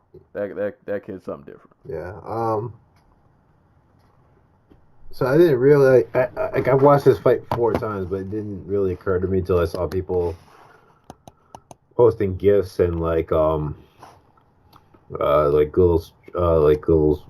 clips from the fight, and I don't know why it never occurred to me like the 4 or 5 times I actually watched the fight, but any other Max Holloway fight, like Max Holloway's best skill set is that he has tremendous footwork or movement while he's punching.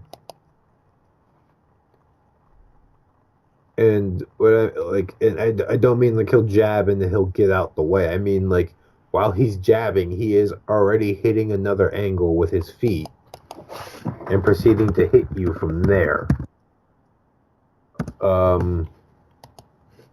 just want to find the gif real quick. Like his game is all based on his 1-2, but like there somebody posted a clip on Tumblr of Max hitting a right hand, like a right, and a jab, and then another jab, and then a right hand. And in the clip, you'll see him move to two different angles. Like, you'll see him, as he's throwing the right hand, move to a different angle so that he can land the jab and then plant his feet and follow up with the 1-2 again. And, like, that's such a... Like, I'm trying to think of guys who can do that in this sport. And it's like him and Dillashaw. And I'm struggling to see, like who I'm struggling to come up with another name for who's able to just do that, just hit cleanly and technically sound while they're in movement. That's some Lomanchenko stuff. Yeah. And I think that's why his game doesn't come off as flashy, because it really doesn't do anything that like he's not out here like swimming in the pocket or anything. He's just not sedentary. He very much isn't the type of guy who's just going to plant his feet. And that's why he's able. I have a crazy stat for you. Like, he landed something like 16 strikes a minute on Brian Ortega in this fight. Yeah, that sounds about right. And mind you, Holloway's never a dude who commits 100% to strikes. But, like, I mean, like, if you've been punched in the face once, imagine getting punched in the face 16 times a minute over 20 minutes. And then just, that's insane. Yeah. Dude just fights at, like, a different pace and different speed than everybody else. It's crazy. It's able to do it because he's so good with his feet. But, one of the, and that's one of the things that like Frankie Edgar is a movement guy, but the big difference between him and Holloway is Holloway moves laterally, like when he punches. Frankie's very much just an in and out fighter. It's why every once in a while you'll see somebody crack him with something good. Like Holloway moves in, every dimension. Forward, back, left, right. Diagonally, he pivots really well,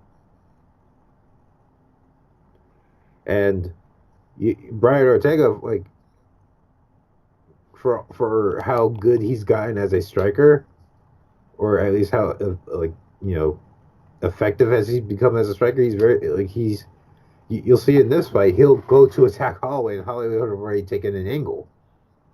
It wasn't until the third round where Holloway thought he was going to be able to plant his feet and just get Brian Ortega out of there by throwing throwing 5-6 punch combinations, that Ortega was just like, fuck it, I'm gonna just plant my feet and throw. And he caught him a couple times, but he still ended up losing that round. So Holloway's just a different type of striker, man. Like, he is such a great counter puncher. Like, his ability to just slip, parry with that backhand, or parry with the opposite hand, the power hand, and then come back with like a hook or a jab that lands like with the force of a hook. It's just crazy. Yeah, that man is. Like, I'm so happy that like his health issues seem to be behind him, because he's already on one of the all-time great runs. Like, who's he going through? He's running through Ortega, Jose Aldo twice, Cub Swanson, Jeremy Stevens, Ricardo Lamas. Like, and in front of him he has potentially Frankie Edgar, Chad Mendez or Alexander Volkanovski. Maybe he's a beat Magomed Sharapov. Like, we're in the middle of something amazing. And that's just at featherweight. Exactly. Because him going, and I don't want to see him go to 55 right away. Yeah, no. Because featherweight definitely has more. Yeah, let him run. Let him run the gambit. Yeah, there are people there still. Like you said, I'm his next fight. I definitely would like to see him get the winner of Mendez and Volkanovski. He's probably getting Edgar. That fight does not do it for me. I mean, I'm with it for just getting Edgar like one last shot at title before the inevitable decline. I was gonna say, man, the Ortega KO was bad. I don't think Max would one shot KO him, but it might just be It might be something like this. Yeah, it's gonna be a sustained beating, possibly a sustained beating. Nah, man, Max is that man's he's on another level. But yeah, for his next fight, I want him to stay at 45 as long as he can make it healthy. You know, there's still people there for him to fight. Down at 45, but you know, if he wants to go to 55 and like the next. I don't want him to go to 55 because I don't think he'll get a title shot. And then, like, the only option available after that is Conor McGregor. Which I think I'm going to just put it out there now. I think he beats the shit out of Conor McGregor nowadays. Yeah, I think he washes him. Like, he was and for people who are about to hop in and be like, McGregor, you know, beat the shit out of him with an ACL tear and whatever. Like, yeah, dude was like 20 years old. He was 20 years old, yeah. Like, he was mad young. And he was still really talented back then. Right, and, like, if you watch the fight back in round 2 or 3, he seemed to have been picked up on, like, the things McGregor was doing.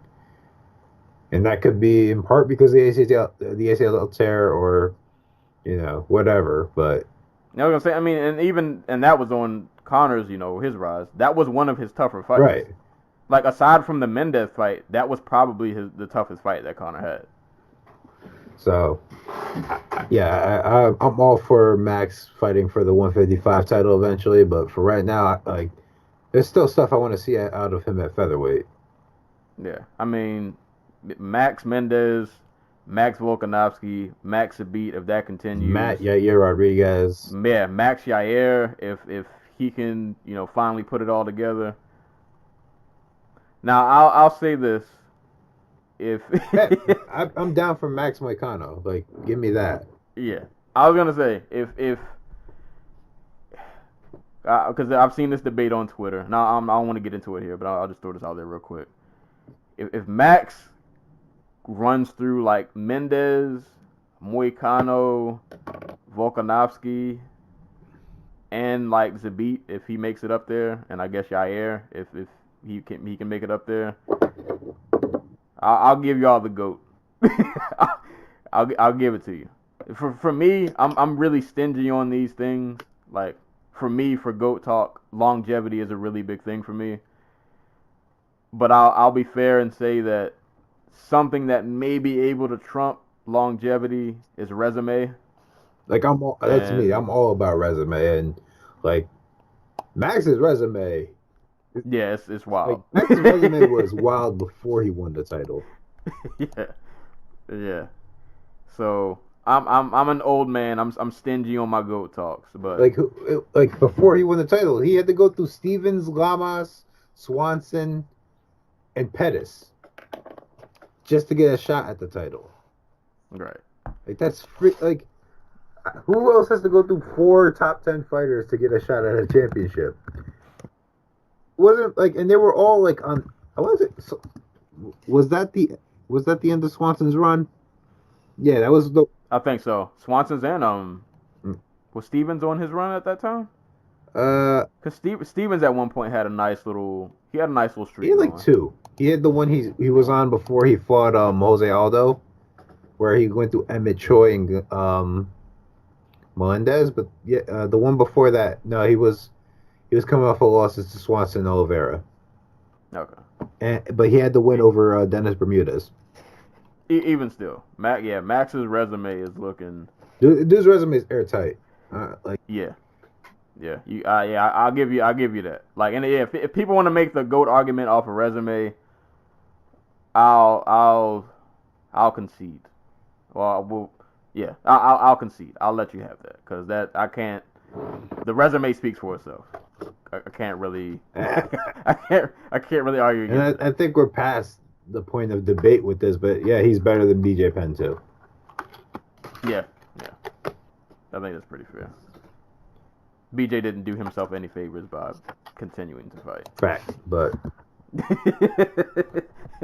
but nah, man. I'm curious now. Hold up, because I guess you have to get pound.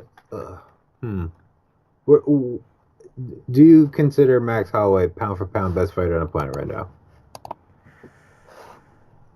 I don't have the list in front of me. I don't know why I would care about that list, because it's probably trash. But do you have it in front of you? I would just want to know, like, who are the top 3. I don't have it directly in front of me because the UFC's webpage refuses to load.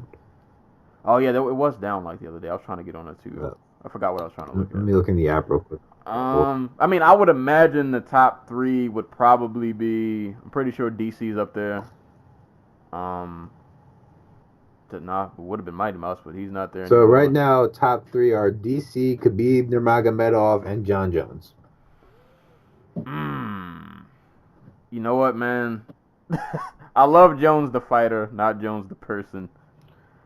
But he's kind of been in and out, so I can't give him that number 1 spot. Khabib has had a crazy run. I feel like they're like 1A and 1B. Like, I feel like if you said Khabib, I wouldn't argue against you. But after this performance from Max, if you said number 1, I don't know if I. That's a really tight race between them 3. Yeah. That's a. I think you could be objective and make a case for either of them. I might go. I want to say Khabib 1 and Max 2 and DC 3. But like I said, no. If you put Max 1, especially after this, I'm not going to argue against you. Dude's incredible. Right.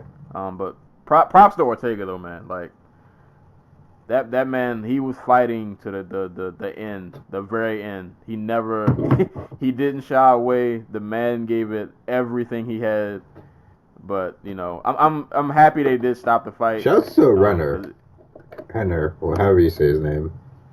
Who was just like, yo, I'm not gonna let you die in here, and just beg the referee to come and talk to Brian. Yeah, and we need more of that. Like, I get it, Warrior, go out on your shield, but live to fight another day, man. Like, I'm pretty sure this is not gonna be the last time they fight each other. I hope not.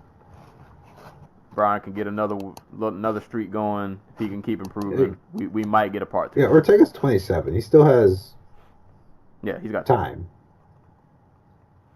He's got time. So, yeah, I'm not mad at the stoppage. I'm glad they saved him from himself, and I'm glad he didn't really like argue it really. Like, and I think I saw the headline the next day that he said that was for the better. Yeah. Like he understood. He wasn't gonna kick and scream about it. But that was an amazing main event, man. That's an instant classic for me. Because like I said, I also put this in the article that I wrote. This is the first time, I think, in a while where this literally was consensus number 1 versus number 2. This wasn't like, oh, this person got gifted this shot and, oh, they leapfrog so-and-so, so-and-so. Like, no, this was clear cut. These are the best 2 in this division. And go have at it. Because if between them 2, if you look at their records, they've cleaned out everybody. Like, there almost ain't nobody left. Aside from Chad. And the new guys, I guess. Like your... Yeah, some of the new guys, yeah. Like Volkanovski and Zabit. But everybody else who came up with them, they wiped... Between them 2, they wiped all of them out. So, this was true consensus 1. Consensus 2, and yeah, we got a great one out of that one. So hats off to both of them, man. That was an amazing fight, and congrats to Max for just continuing to be great. So moving on, second title fight of the evening, co-main event for the women's flyweight title: Valentina Shevchenko, Joanna Jędrzejczyk. I was really hyped for this fight too. I was up to the last moment, man. I was flip-flopping on who I thought was going to win this fight and how it was going to go. I ended up picking Joanna to win. Obviously, that didn't happen. But nah, this kind of like the main event, but in a less violent fashion, not as bloody as Max and Ortega was. I thought Valentina put on a pretty masterful performance. It wasn't the bloodiest, thing you ever see. And I've said this in one of the predictions we said, like, this fight wasn't going to be a bloodbath. It would be very technical. You would get some spurts of violence here and there, but it wasn't just going to be like a straight up brawl, because these two are they're too technical, they're too clean for this to end up just some wild rock'em sock'em robot kind of fight. But nah, man, Shevchenko winning there, like Max, just great use of distance and timing. She was able to get out of range of a lot of Joanna's attacks and countered really strong. And it's kind of weird to watch because she's not like the most. She moves really stiff, or at least it looks kind of stiff. But my God, it works. Like, like when she pulls the trigger and decides to throw, like, dude, it's she coming. is so quick. Yeah, like her like twitch muscles or whatever you want to call them, boy, you got like a split second to get out the way, or you are about to get blasted with something. And it was like every time Joanna thought she was in range, she got countered with something. She flicked out a jab or a kick, and she got met with a kick or a hook or a cross. A couple times Valentina hit the spinning back kick, like, and it's kind of weird because the way like Valentina, her stance is and how she's kind of, it's just really weird, like stiff motion, but like she doesn't telegraph anything. Like, you don't really know what's about to happen. It's just like you throw something, you miss, and a split second later you either got a foot or a fist in your face, and you don't know what angle it's about to come from, but you're about to get hit with it. And so she was just able to just perfectly time everything, and Joanna for the first half of the fight just couldn't even get comfortable. And then the strength discrepancy and the moments they did grapple, man, Valentina gave her the big sister bully, like, Yeah. I'm just gonna throw you down to the ground.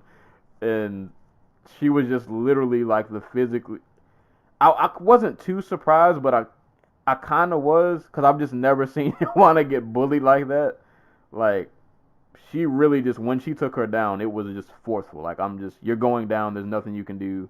You have to accept this. Joanna did better in the second half of the fight. And I was wondering, because I was having flashbacks of the second Gadelia fight, where, like, she drops the first couple rounds and then she has this crazy comeback.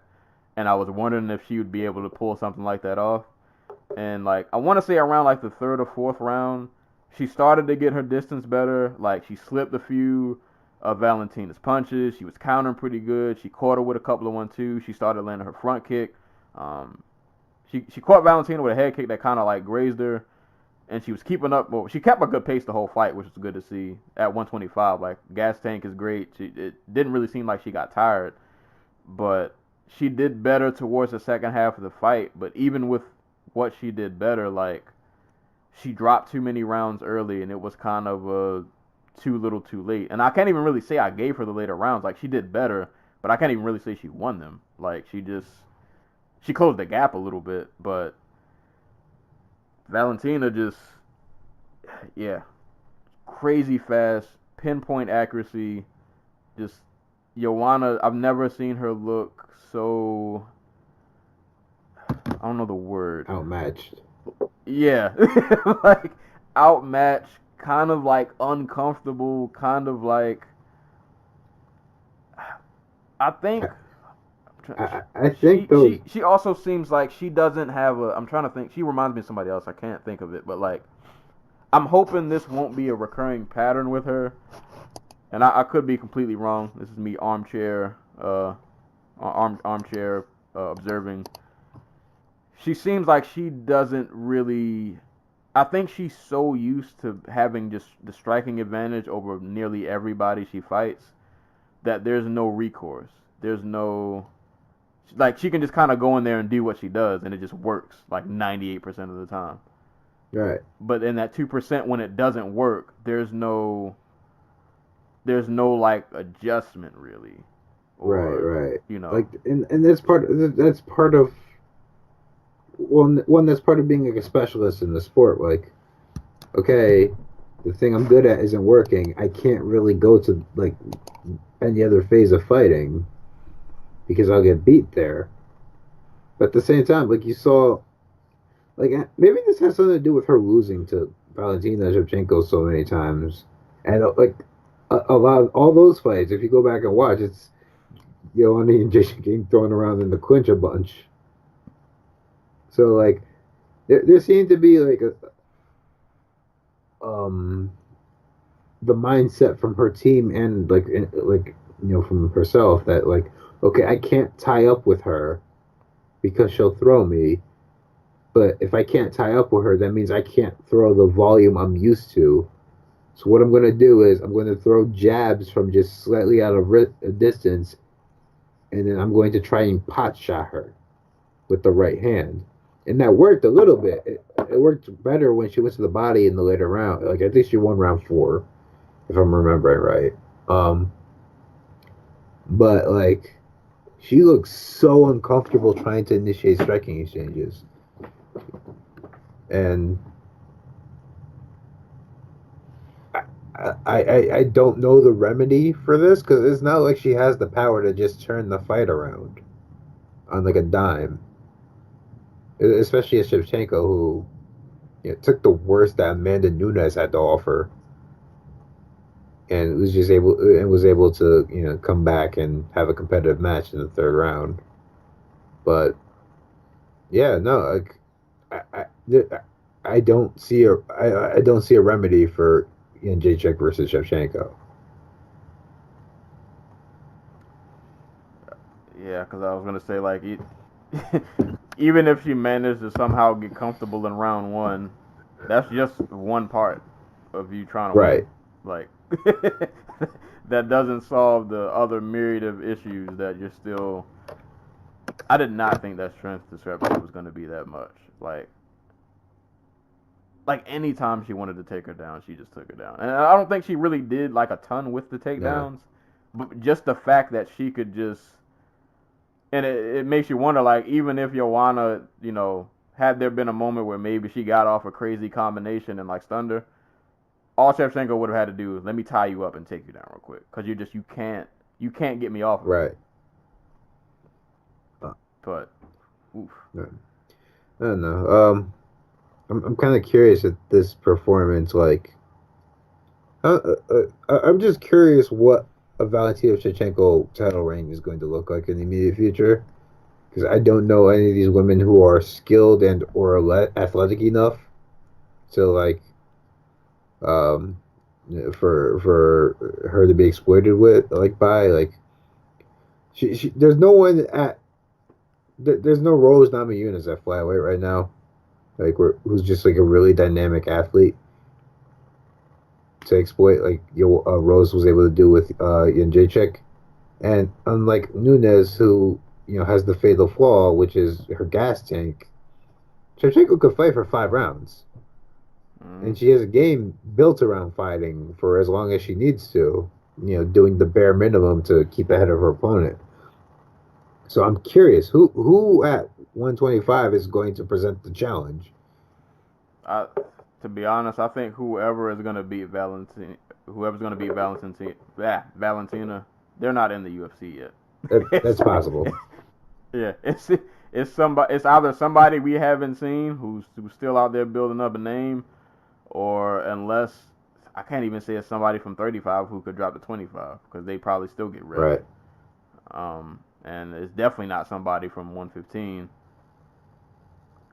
I mean, maybe possibly, but that's I think you're still kind of grasping straws. Yeah, good luck. Good luck to who's ever in that. I'm just curious if we see a more active Shevchenko over her reign, or she's just cool cruising to wins. Because we saw her where she got the mismatch against Priscilla. Was it Coachella? And she just from the get go was just like, this woman does not deserve to be in the cage with me.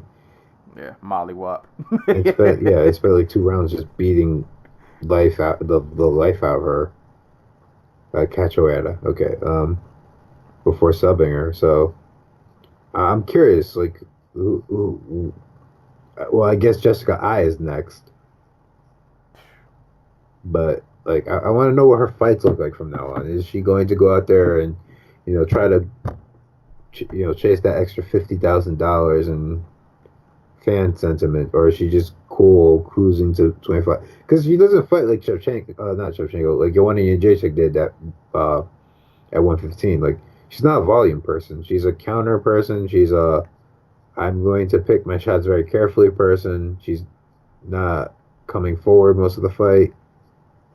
And when she does, and like her grappling game is basically just her just neutralizing whoever's on the bottom. So it'll be interesting to see how her whole run goes. Valentina, if you can somehow hear this podcast, go kill people. Like, when they get in there and they have no business being in there, just take them out, man. I mean, like, there's no money in being the safe champion for women, for women's MMA anyway. Like, there is when it's the guys, and you'll get that one guy who comes along who's like, oh my god, like, this is the guy who's going to knock out the champ. But like, on the women's side, it's just kind of seen as, oh, just another challenger. Yeah. We'll see. Either way, I think that run's gonna be dominant. Oh yeah. It's just how dominant and what it'll look like. I'm foreseeing she passes Ronda's record. Just based on like I don't know who beats her in the next 3 years. She could very well become one of those cases of where, like, it's almost she's so dominant that it might not be fun. That's probably gonna happen. Like, she's gonna just put beatings on everybody, and after a while, we're gonna be like, all right, man. Like, is there anybody out there who can do something? I mean, I was gonna say Joanna Jędrzejczyk couldn't do it. I mean, Joanna Calderwood is probably. Joanna Calderwood, Ariane Lipsky winner is probably in line for the title after I. Trying to think of the UFC flyweight rankings like right now. We know Nico's never getting that fight. Nico might not even be in the promotion soon. Like, if we're being honest. I mean, I could see them putting Nico out there against her just to punish her. Just be like, oh, you thought you were going to avoid this ass whooping? That type of deal. Yeah. Nico goes in and pulls off the upset of the century. Yeah. Maybe Anya drops down and goes for a rematch. But, like, beyond that, it's like Liz Carmouche. I don't know. Sajara's going up to 35. 35, yeah. Ashley Evans Smith, like, yeah, just not a lot of. All y'all getting beat. Like, I guess KGB Lee, I can see them trying to get her a title shot.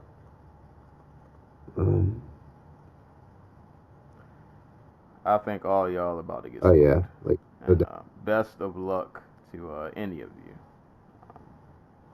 I mean, I don't know. I mean, we've seen crazier things. Maybe somebody gets lucky, they slip a big right hand or something. But like, I need to see. I'm not like I need to see somebody.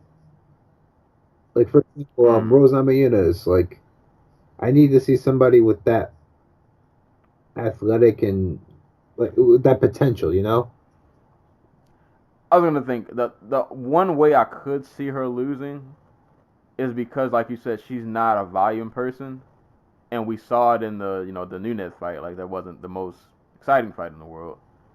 I could see somebody maybe like if they can find a way to outpoint her and like eke out a really close and probably boring fight. Like maybe. But still best of luck with that because you're probably still going to get countered and sidekicked and uppercutted. Yeah, maybe Tatiana Suarez outgrows 115 and she's just like... She is pretty big. Yeah. She maybe she could. Because I think if she got up to 125, she'd be pretty big. I don't know. Maybe Helen Morales comes from, maybe she's like, I don't want to do the 2020 Olympics. I'm gonna just go do MMA and take all the titles. Yeah, we'll see. But good luck Yeah, to y'all. that's probably the best. That's probably the best answer. Yeah, good luck. have fun. Go be all you can be against Valentina, and hopefully you make it out. Okay. But props to Valentina, man. New women's flyweight champ, and it's looking like it's gonna stay that way for a while. Moving on down the card, Gunnar Nelson and Alex Cowboy Oliveira. Man, I had to eat crow in this fight. I think right before this card started. I like Gunnar Nelson, but I was like, man, I think Cowboy's gonna catch him on the chin and probably get him out of there, and it's probably not gonna be pretty. And boy, was I wrong. Gunnar leaped in with a left hand real quick, got a clinch, took Cowboy down. Had to battle through a blatant fence grab. Cowboy was not trying to take the ride. Ruff had to reposition him. Gunnar gets him down again. Had the body triangle in pretty much most of that round. Cowboy did reverse it. He has some violent ground and pound, man. He tried to punch Gunnar's face off, and that like maybe 30-second to like minute span where he actually had top position. He tried to kill Gunnar. Yeah. I'm surprised Gunnar's face didn't it didn't cut up or anything because like it was freaking red. Yeah. He ate some hard shots, but he survived that little flurry. Second round comes. I don't know if it was in Oliveira's best. I mean, I get what Oliveira was trying to do because he was landing such like crazy ground and pound. So I think his strategy going into the second was I'm gonna pressure him and get him down, and if I can get top position, I can end this. He pressed him against the cage, but Gunnar ended up reversing him, took him to the ground. Gunnar got full mount, and it was kind of over from there. Like he kind of patiently, kind of methodically worked his way to where he needed to go, and then he caught Cowboy with some elbows, and when I say blood was flying everywhere, like I don't know how many of you guys saw the Mortal Kombat 11 trailer that just came out, but like when I say blood was flying everywhere, I mean it was flying everywhere. Like that I think he threw a couple elbows, but I've never seen that much blood fly off of like one cut. And like he got battered. He ended up like giving his back up. Gunnar choked him out. Before he even really had his back completely. Yeah. I think it was one of those things where like after those elbows, man, Cowboy probably saw all that blood and I think he was like, yo, like what? What just happened? Right. Like, why is there a horror movie on my face? And I don't know if you saw I think like the day after, they posted the stitch that he had to get. It looked like the Jesus cross, but like it was like the Jesus cross minus the left side. Like it was just like, it was like the downward part, and then there was like a bottom left. like it was bad. Like, but props to Gunnar, man. I always feel like we go a while without seeing him, and then he just randomly pops back up. Apparently he's on an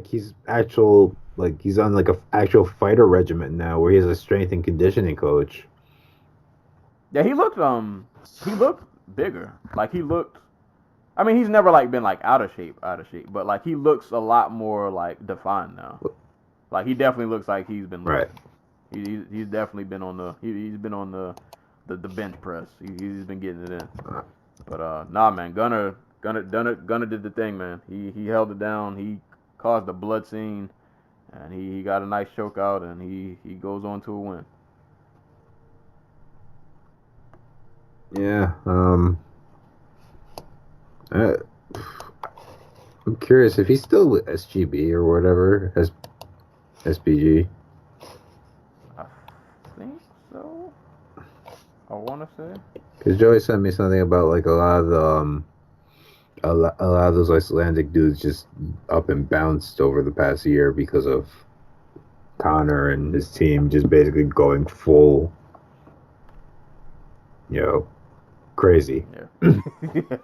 So I was curious if Gunner was still there, but apparently still is.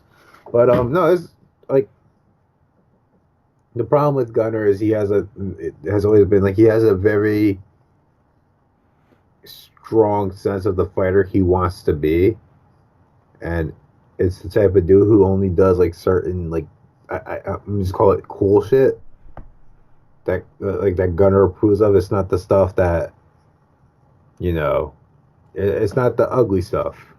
The stuff that it makes the difference between whether your punch lands or um,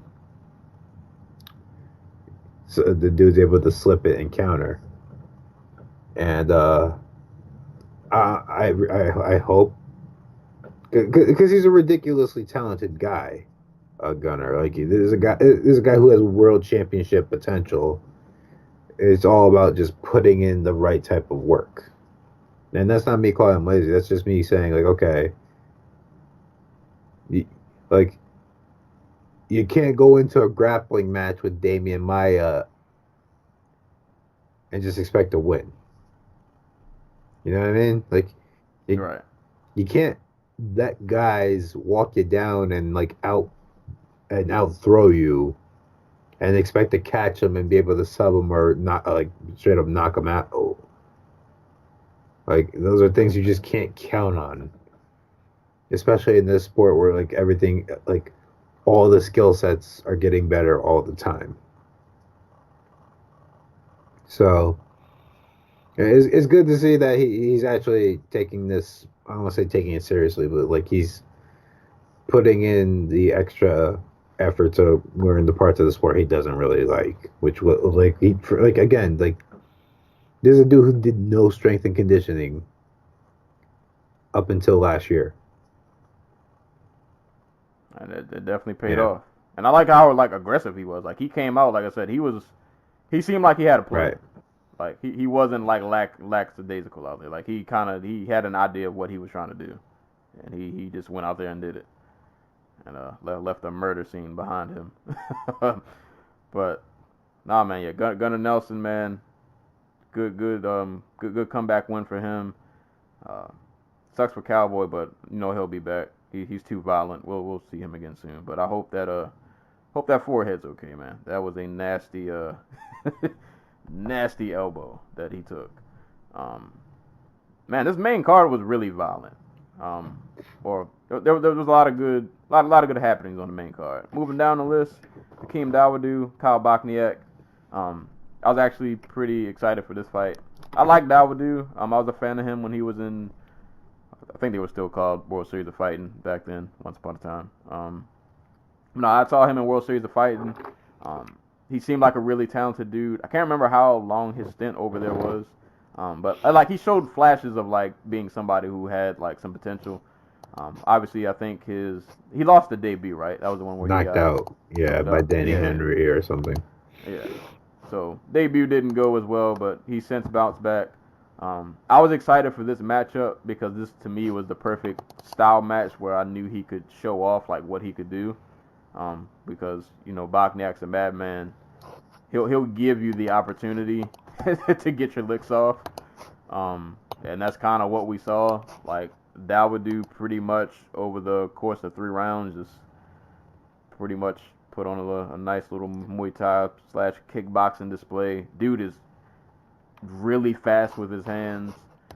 Does a nice job of mixing it up to the body with the head, leg kicks, front kicks. He has just a really nice arsenal of strikes, and he's really, like I said, just crazy fast and athletic, and pretty pinpoint with his strikes.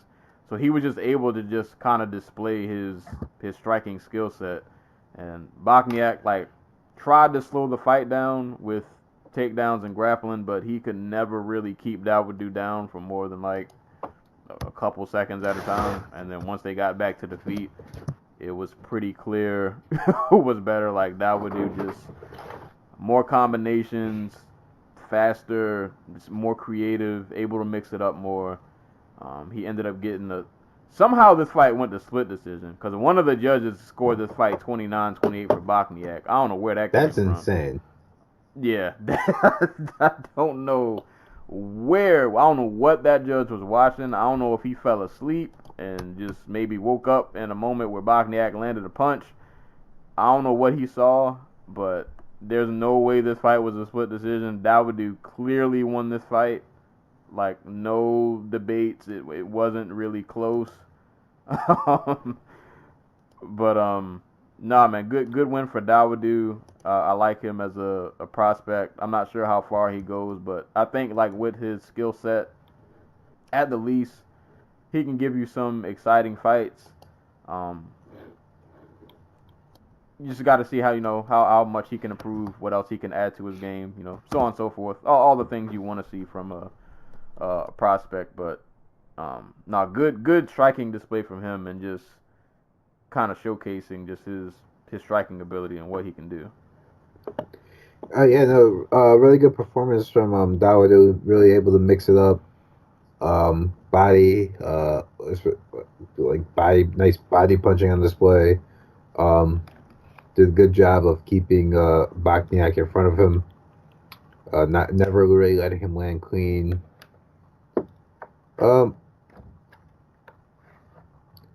Bosniak's really inconsistent because sometimes he'll fight like he did in the third round of that Zabit fight, where he's just like, fuck it, and then he throws down and just chases after him. But like a lot of the time, he also fights like he did against Brandon Davis, where he just like circles on the outside for 15 minutes. And it's a lot of ineffectual circling because he doesn't really attack guys while they're turning to catch him. He just kind of like, okay, I'm a circle, then I'm going to stop. I'm going to let you set your feet, and then we're going to throw and see who's like the tougher guy. And there was a lot of that in this fight. And I'm not sure if it's because he was like put off by Dawodu's like offense. But like that, like, well, Dawodu has like really fast hands and feet, but he's not a very quick mover. Like, so like, I was surprised. Like, he didn't really try to catch. He didn't really try to turn and catch him or anything like that.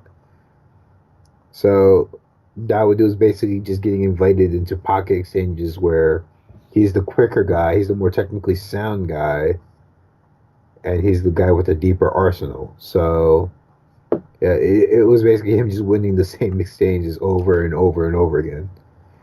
And it was a really good performance all around. Like Bosniak is a dude who's just going to give you 3 rounds, 3 tough rounds. So, just really all around solid performance from Dawodu. We'll see how long he can keep that going. Could be some fun fights for him if he can keep up. Curious. Keep up what he's got going on. Yeah, like 2 wins are in the UFC. Kyle Bosniak, Austin Arnett, both solid W's to have. So, especially for a dude as early in his career as he is. Yeah. So keep an eye on Dawodu, man. He might be somebody to watch in the future. Boy, oh boy, this next fight. If there was ever a fight that was the perfect fight to start off a main card with, it was this. Thiago Santos versus Jimmy Manuwa. Real quick, do you remember what we said in Thiago Santos first floated the idea he might go up to 205 after he beat Kevin Holland? I think the exact words were, "Do you really think he can't beat Jimmy Manuwa?"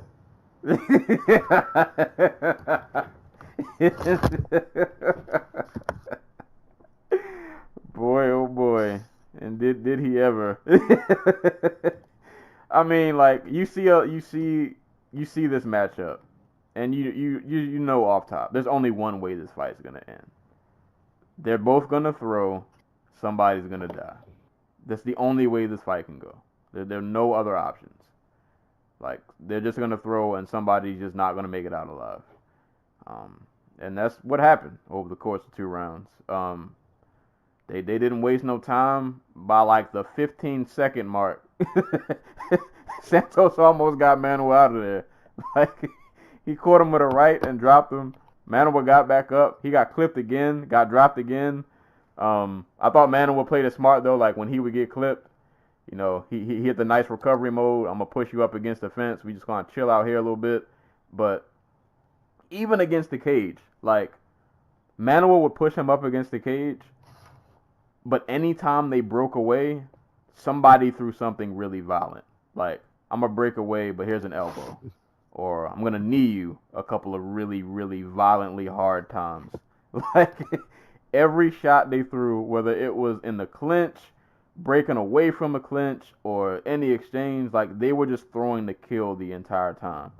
I mean, Manuel did fire back. He landed some nice elbows and power shots against the cage.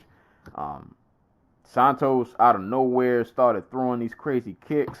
Like, I guess throwing hands wasn't doing it. He got off some crazy, I don't want to call it a capoeira kick. I don't know what it was. But he did some kind of, like, some kind of flipping, I don't know what it was. If you watch the fight, you know what I'm talking about. But he did some kind of wild kick. But, nah, man, they were throwing haymakers.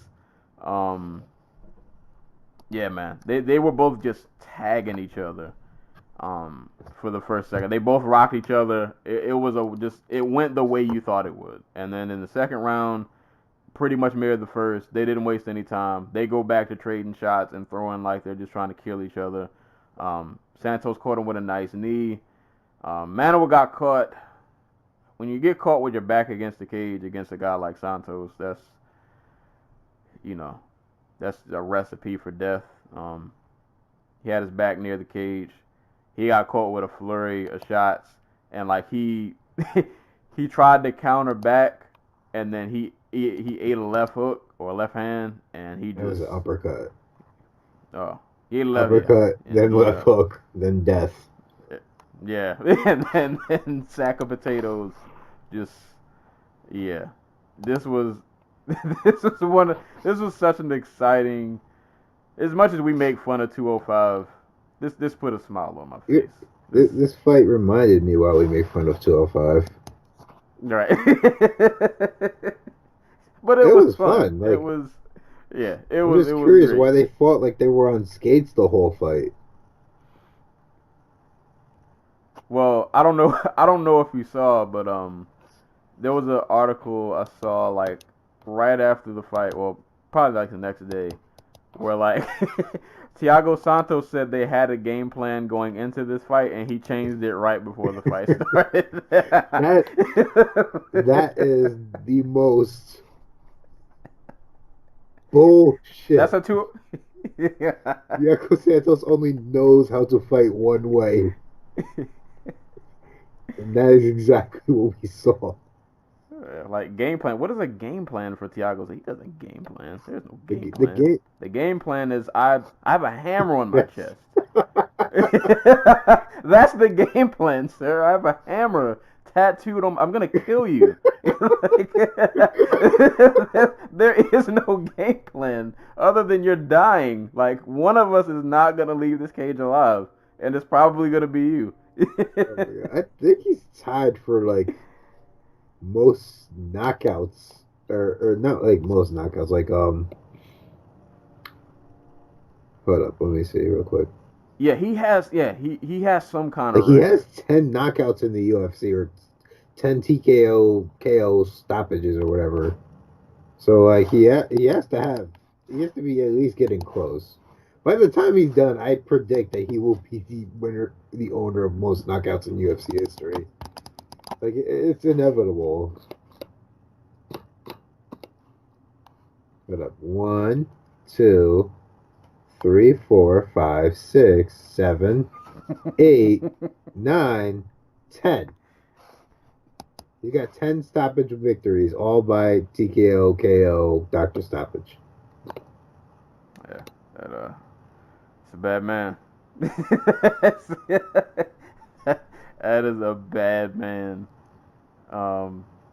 Listen, man, we said this so many times on this podcast. If you're a middleweight and it's not going too well, and you have an ounce of athletic ability and power, put on them extra pounds and just move on up. Just make it Looking happen. at you, David Branch. Yeah. Look, David Branch, Wadman, all everybody. Like just jump ship. You can breathe life into this division and kill people along the way, and we will all be thankful. I mean, and the UFC will be better. It's easy main card slots, like.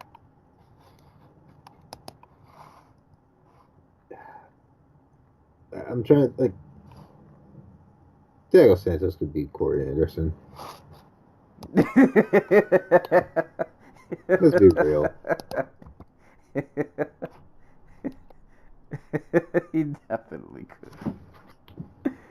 could. Like, Thiago Santos in a title shot by like the end of next year isn't far fetched. No, it's not. He just beat the number 7. he owns a win over the guy currently ranked at what, number 3. And like, Thiago could beat Anthony Smith again. Thiago could beat Vulcan. It could happen. Thiago versus Latifi. Right? That's like Kratos versus a slightly shorter Kratos. Right. Kratos and little Kratos. I mean, one has a hammer tattooed on his chest.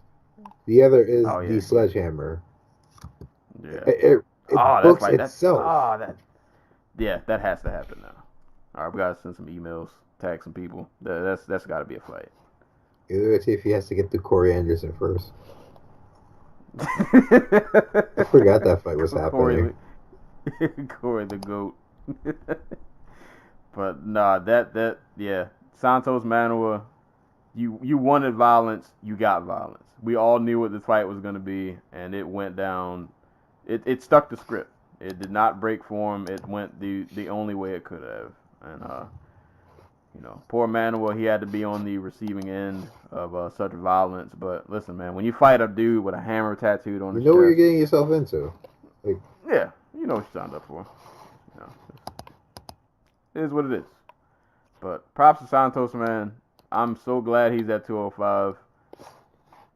He's like must-see TV. Like, you know, win or lose, the violence is it's around the corner anytime he's there. I put this on Twitter, man. Thiago Santos' next KO is just going to be him ripping the tattoo off his chest, and he's just going to beat somebody with it. Like, he's going to rip the hammer off his chest, and he's just going to go off. Man, he's one of those fighters I look at, I'm like, I'm glad that you're just here. I'm glad you exist. I know no matter what happens on a card, it could be terrible from top to bottom. But I know your fight is going to give me something.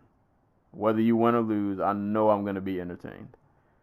So, shout outs to Thiago Santos, man. At 205, doing work. So that was the main card, and that main card for me was pretty awesome. Like, even though the people I rooted for in the co-main and main event lost, like, just in terms of quality, you got everything. You got really violent fights. You got really bloody fights. You got great technical performances. And then in the main event, you got like an all-out war and a masterful performance from the champ. Like, I don't know what else you could have gotten from this main card. It gave you pretty much everything. Like that Holloway Ortega, that like Holloway's part. That's like, I'm trying to think of like all-time great performances by like the champion in a title fight. And that's got to be up there. Yeah, that's up there. It's definitely up there. Like, I remember that was one of those fights. Like I said, I was rooting for Ortega, but when it was over, I was just like in awe. Like, yo, this kid is really. I knew he was good, but like he's better than I think I've been giving him credit for. And it's not like I've even been taking slights at him, but dude's on another level. But that was the main card. If you guys didn't watch it, that main card is awesome. Go back and watch all of the main card fights. They're all really, really good. There's something there for everybody. So that was the main card of UFC 231. Moving on to the Fox Sports 1 prelims. The feature prelim, Nina Ansaroff and Claudia Gadelha. Interesting fight, man. This fight did not go the way I had this fight in my head and the way it played out was I feel like neither did I, but I feel like we probably should have seen something like this coming eventually. You know what I mean? But I I didn't think it would happen, but against Ansaroff wasn't the person who I thought was this wasn't the Nina Ansaroff who fought Angela Hill. Mm-mm. Like this is completely realized Nina Ansaroff that went in there and did the work. Like Claudia Gadelha comes out in the first round, has a very Claudia Gadelha round. Works Ansaroff a bit on the feet, gets her down a bit. I think could be remembering that wrong, but point being, she wins the first round and then loses the last two pretty clearly, and one-sidedly almost. And like, I never thought we'd see like outfighter Nina Ansaroff. Like she always just kind of seemed like, I'm going to sit in the pocket and I'm going to throw my strikes no matter what. And if they land, they land. And if they don't, whatever. But no, she was she was just on point from the second round on. Just out kickboxed the crap out of Gadelha. That side kick she landed in the first round. When I saw that Tekken sidekick she landed, I was like, "Oh, this fight's about to turn around." It's I don't know what happened to Gadelha in like the second and third. Yes, that's just her thing. It's just now it started like I really think we're just past the point where Gadelha's going to be like an elite fighter moving forward. Like whether it's a combination of weight cut, damage. Just like years and years of fighting, because she's been fighting for like 10 years. Like the Joanna Jędrzejczyk fight was hell for her. The Jessica Andrade fight was extremely hell for her. Like, I honest to God think that just took the last bit of her prime. And the Carla Esparza fight, which she won, but like she also got the crap beat out of her, and she got dropped a couple times, if I remember right. Yeah, she won, quote unquote. So like, I think this is just it for her. Like this is the Gadelha we get moving forward. And meanwhile, Nina on the other end, them second and third rounds, boy, she was on it. Like, she just put on a nice little kickboxing clinic. Just jabs, combination, good use to distance. Gadelha's trying to get takedowns. Now we're not having that in second and third. Get away from me.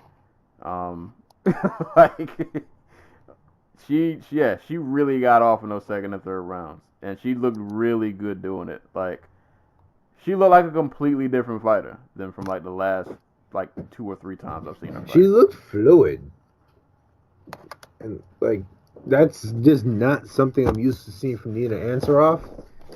Like, I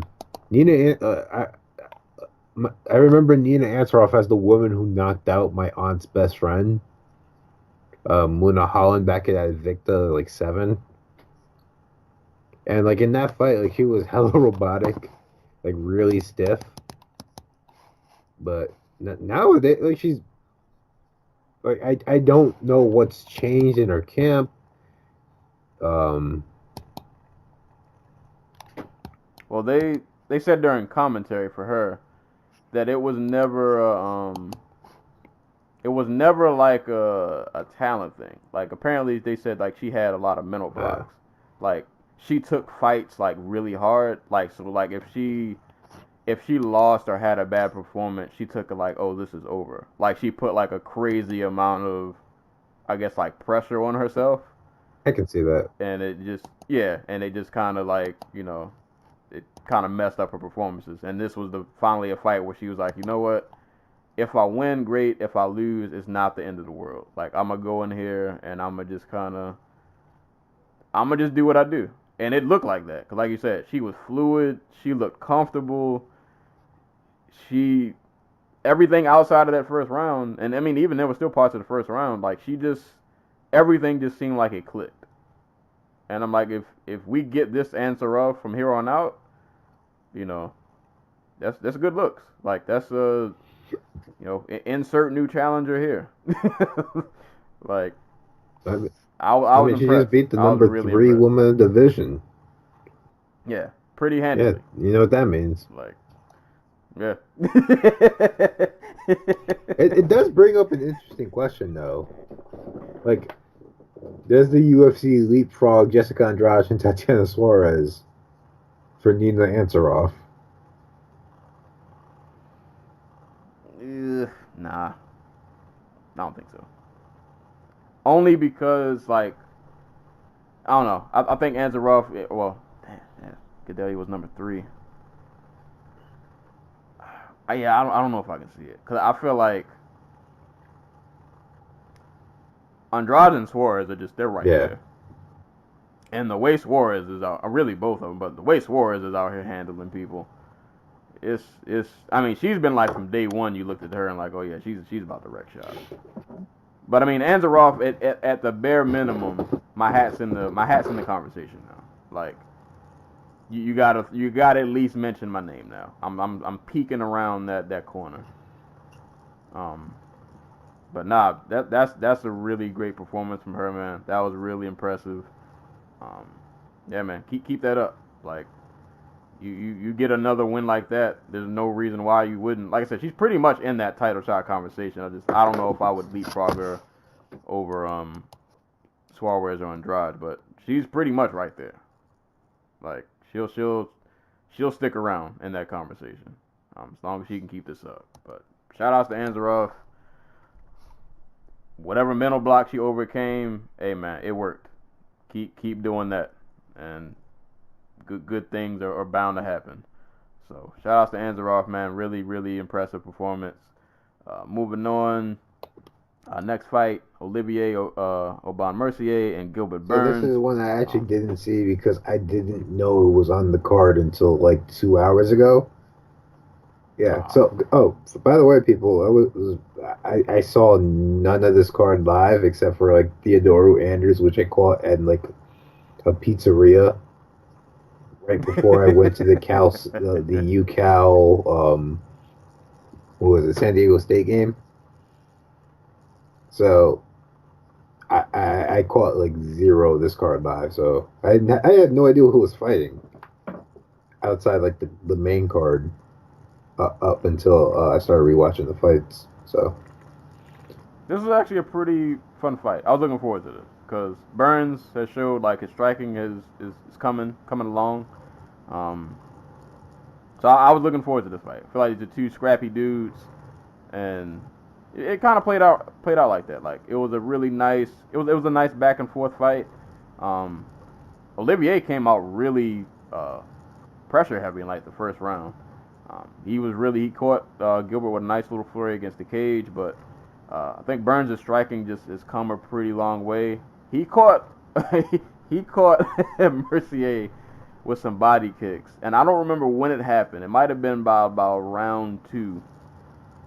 That the mark that his body kick left looked like he got bit by like a tiger or something. Like it was really nasty looking. But no, they had a nice back and forth. But Burns, I think in the second round, no, it was the first round. He actually dropped Olivier with a nice left hook, landed some ground and pound. But Olivier had some pretty good recovery. Like he was able to get his wits back about him. He survived that round, and he kept keeping the pressure up. He would land good shots. He did some nice counters. I think he did stun Burns for a second, but in that second and third round, Burns was able to just kind of grapple his way through, and well, that's kind of how he sealed the fight with his grappling. But I think Burns just kind of improved striking, and him being the better grappler kind of won him the fight, but not from lack of effort from Mercier. Like, he was putting on pressure, but I don't know, Gilbert was just a little more solid. So that was how that fight went. You know the fight you should have skipped. I'm assuming it's. You say that, but I thought it was a fine fight. But then again, I didn't sit through like 6 hours of broadcasting to get to it. So. Yeah, this is all right. Here's the thing. Let me be fair. Why do I feel like Joey is watching this? Like, he saw this fight and he just cussed at his screen. He just started kicking and screaming. This fight wasn't. You know what made this fight like lackluster? It's not that the fight was like terrible. It was a decent like back and forth like kickboxing match, and mixed in with like some clinch work. I think my entire thought process this whole fight was like I watched the first round, I'm like, okay, nice back and forth scrap. Both of them doing their thing. Second round, I was putting on the pressure. And she did that really well. I'll give her credit for that. Like, in the latter half of this fight, she did a really good job of putting on pressure. And I didn't even mention the fight I'm talking about is Jessica versus Caitlin Chikagian. But Jessica did a really good job in the second half of the fight, like really putting on pressure, and Caitlin was just kind of playing the outside the entire time. And Jessica was just kind of able to be aggressive. But I was just watching this fight in the second and third round. I'm thinking of the co-main event, and I'm like, how would either of you do against Valentina or Joanna? I'm like, yeah, I think both of y'all would get lit up. And then watching it the day after Valentina won, I'm like, oh yeah, both y'all would, yeah. But like, from my understanding, because I don't know what the rankings are at flyweight. I think we mentioned earlier. Whoever won this was pretty much in line for the next shot. Yep. So I mean, Caitlin Chikagian heading into this fight was ranked number 3. Well, good luck to those ones. But no, I mean, like, it was a decent fight. Like, it was a decent back and forth kickboxing match. In the post-fight interview, Jessica accused Joe Rogan of, looking at the cheeks. She had a long speech. I don't know why. Like, so freaking weird. She's like, she threatened to sue a journal. Like, I feel like I mention this every time she fights, but she threatened to sue a journalist because she failed a drug test in Texas, and I guess they didn't tell her about it or like whatever.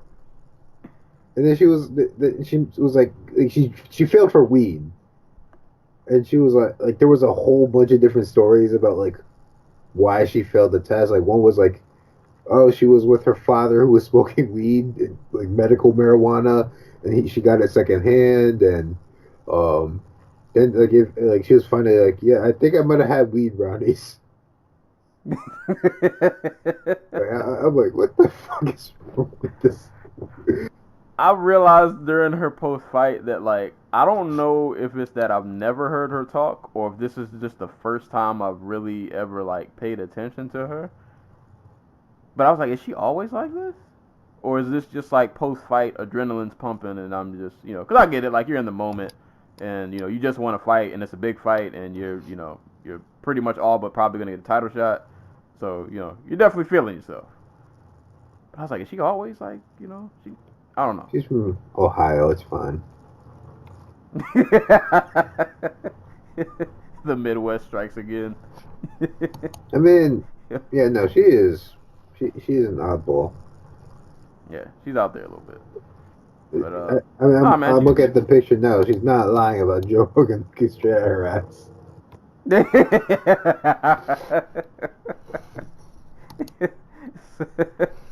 I mean, I don't know if I'd watch that Joe Rogan episode, but you know, pretty sure she'll be on that. She'll probably be on that podcast soon. He's been busy. He had Deontay Wilder and Bisping was on there earlier today too. So she'll probably pop up on the Joe Rogan schedule. But yeah.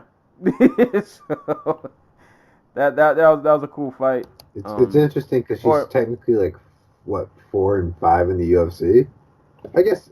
Well, yeah, 5-5 because the Kaufman fight got overturned, but she won it. So take that with whatever you want. Yeah.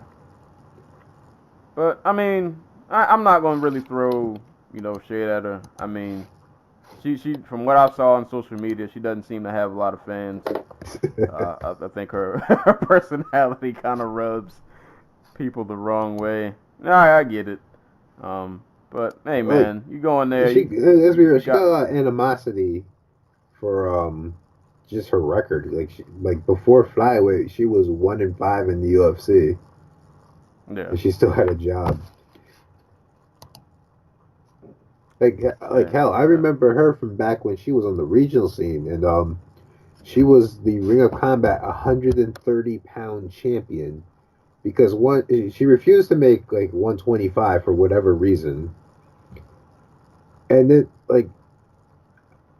I don't remember the exact circumstances, but basically Lou Neglia threatened to never book another women's bout ever again. That's kind of because she... you know what it was? She ended up leaving. She went to go fight in like some other promotion that Stipe Miocic was fighting in, the NAAFS, something like that.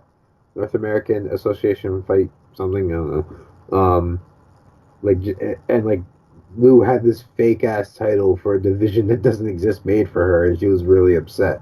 And he was really upset about her leaving and like never defending it. So I think that's what that situation was. But yeah, no.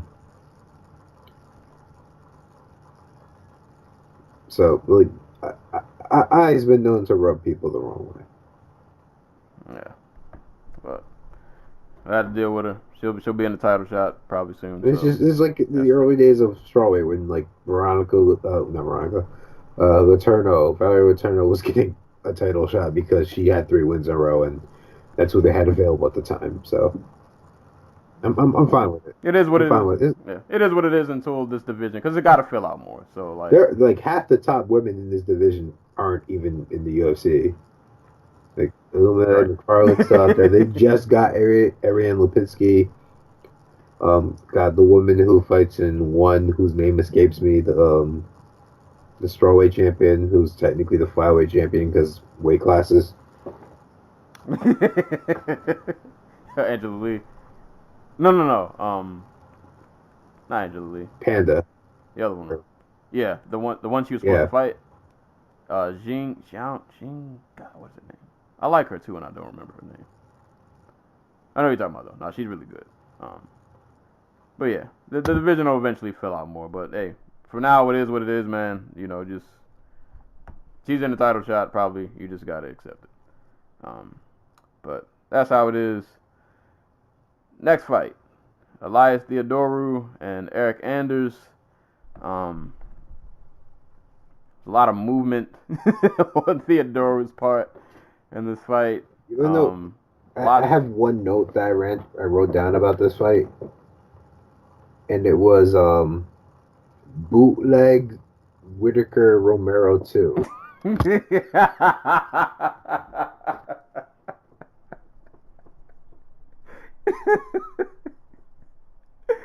I mean, there was a lot of movement from Elias, a lot of circling around. A lot of shadow boxing. Yeah, there was some of that going on. There were strikes that were thrown that didn't necessarily hit anything. They were coming from a lot of angles. There was some clinch work going on. I think Anders was just looking at him like, "What are you doing?" That's part of the game plan. You found him. Yeah, I think Anders was befuddled for a while, and then he got mad in the second round and he cracked him in his jaw. he finally caught Elias in the second round. He cracked him with a left. He had Elias hit a mini little stinky leg, but I think he dropped Elias actually too in the second round. Might have been the third. He definitely dropped him at one point. But Elias was surviving the rounds. This was one of those. I don't need to drag this out. This match was cat and mouse. Elias, I'm gonna move around a lot. I'm gonna throw some strikes. I'm gonna clinch a little bit, and then I'm gonna break away, and I'm gonna keep moving. And Anders is just, I'm gonna follow you around until I punch you in the face because I'm tired of you moving so much. And every now and then he would catch him. He caught him a lot towards the latter half of the fight. But Elias ended up getting the split decision, and in his post-fight, he cut a medical marijuana promo, and that was pretty much how that went. Yeah. Eric Anders beat the crap out of him in that second round, though. He did. This is a reminder that, like, once you leave the top 10 at middleweight, it's pretty desolate.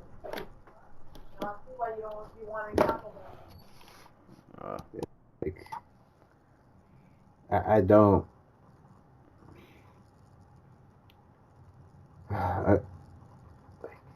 Leonard Garcia would have been an amazing middleweight.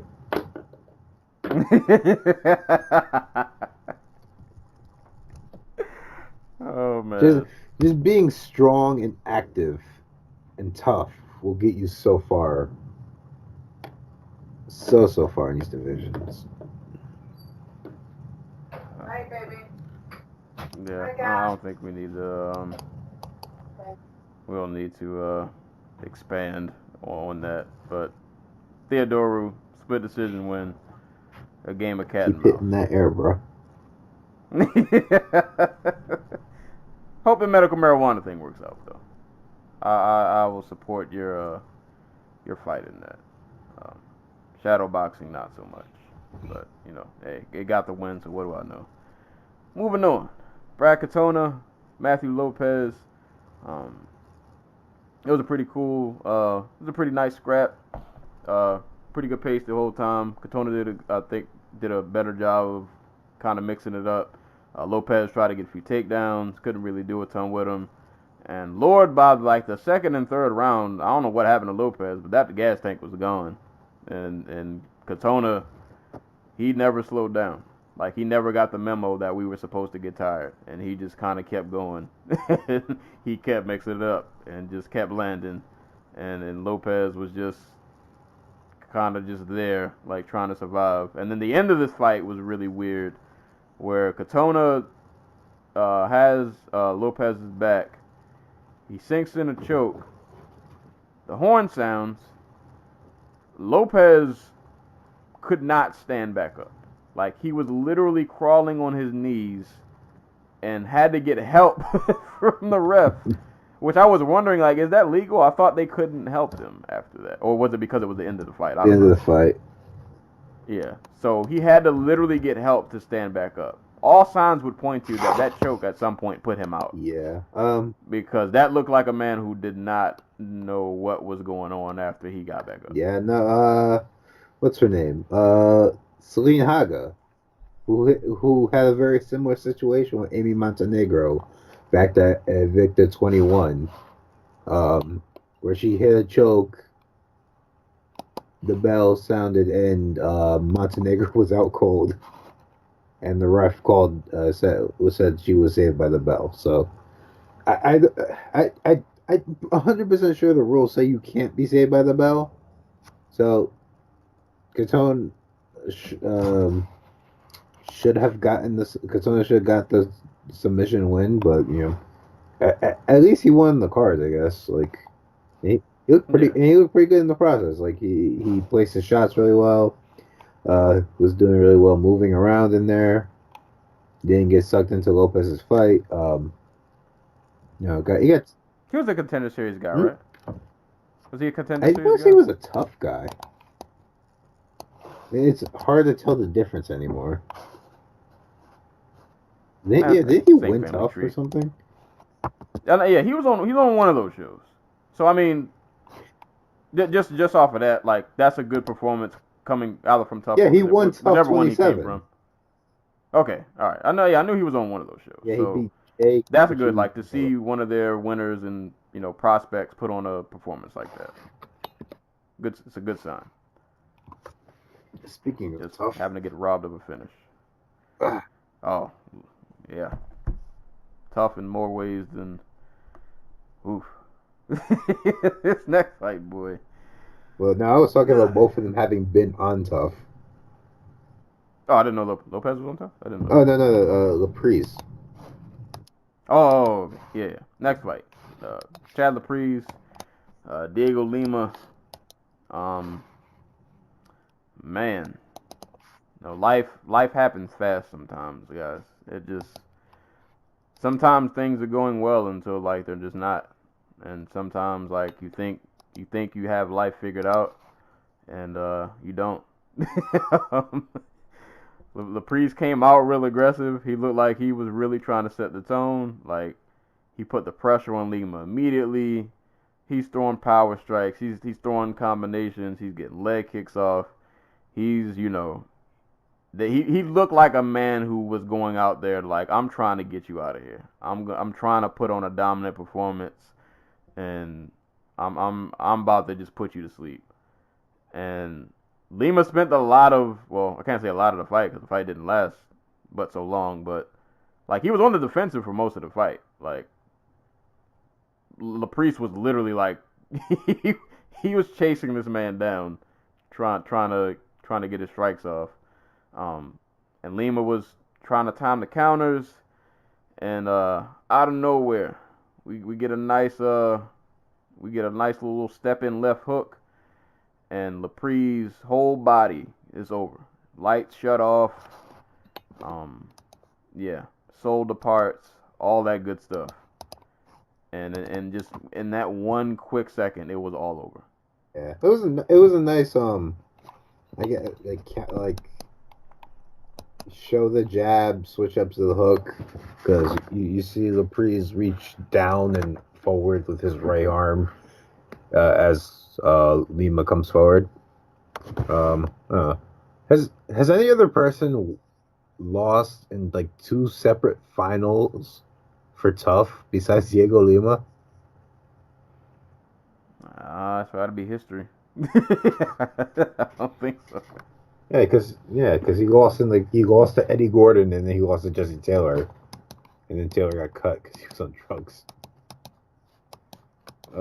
But yeah, no, huge props to Lima finally getting that freaking win. Because has he won in the UFC before?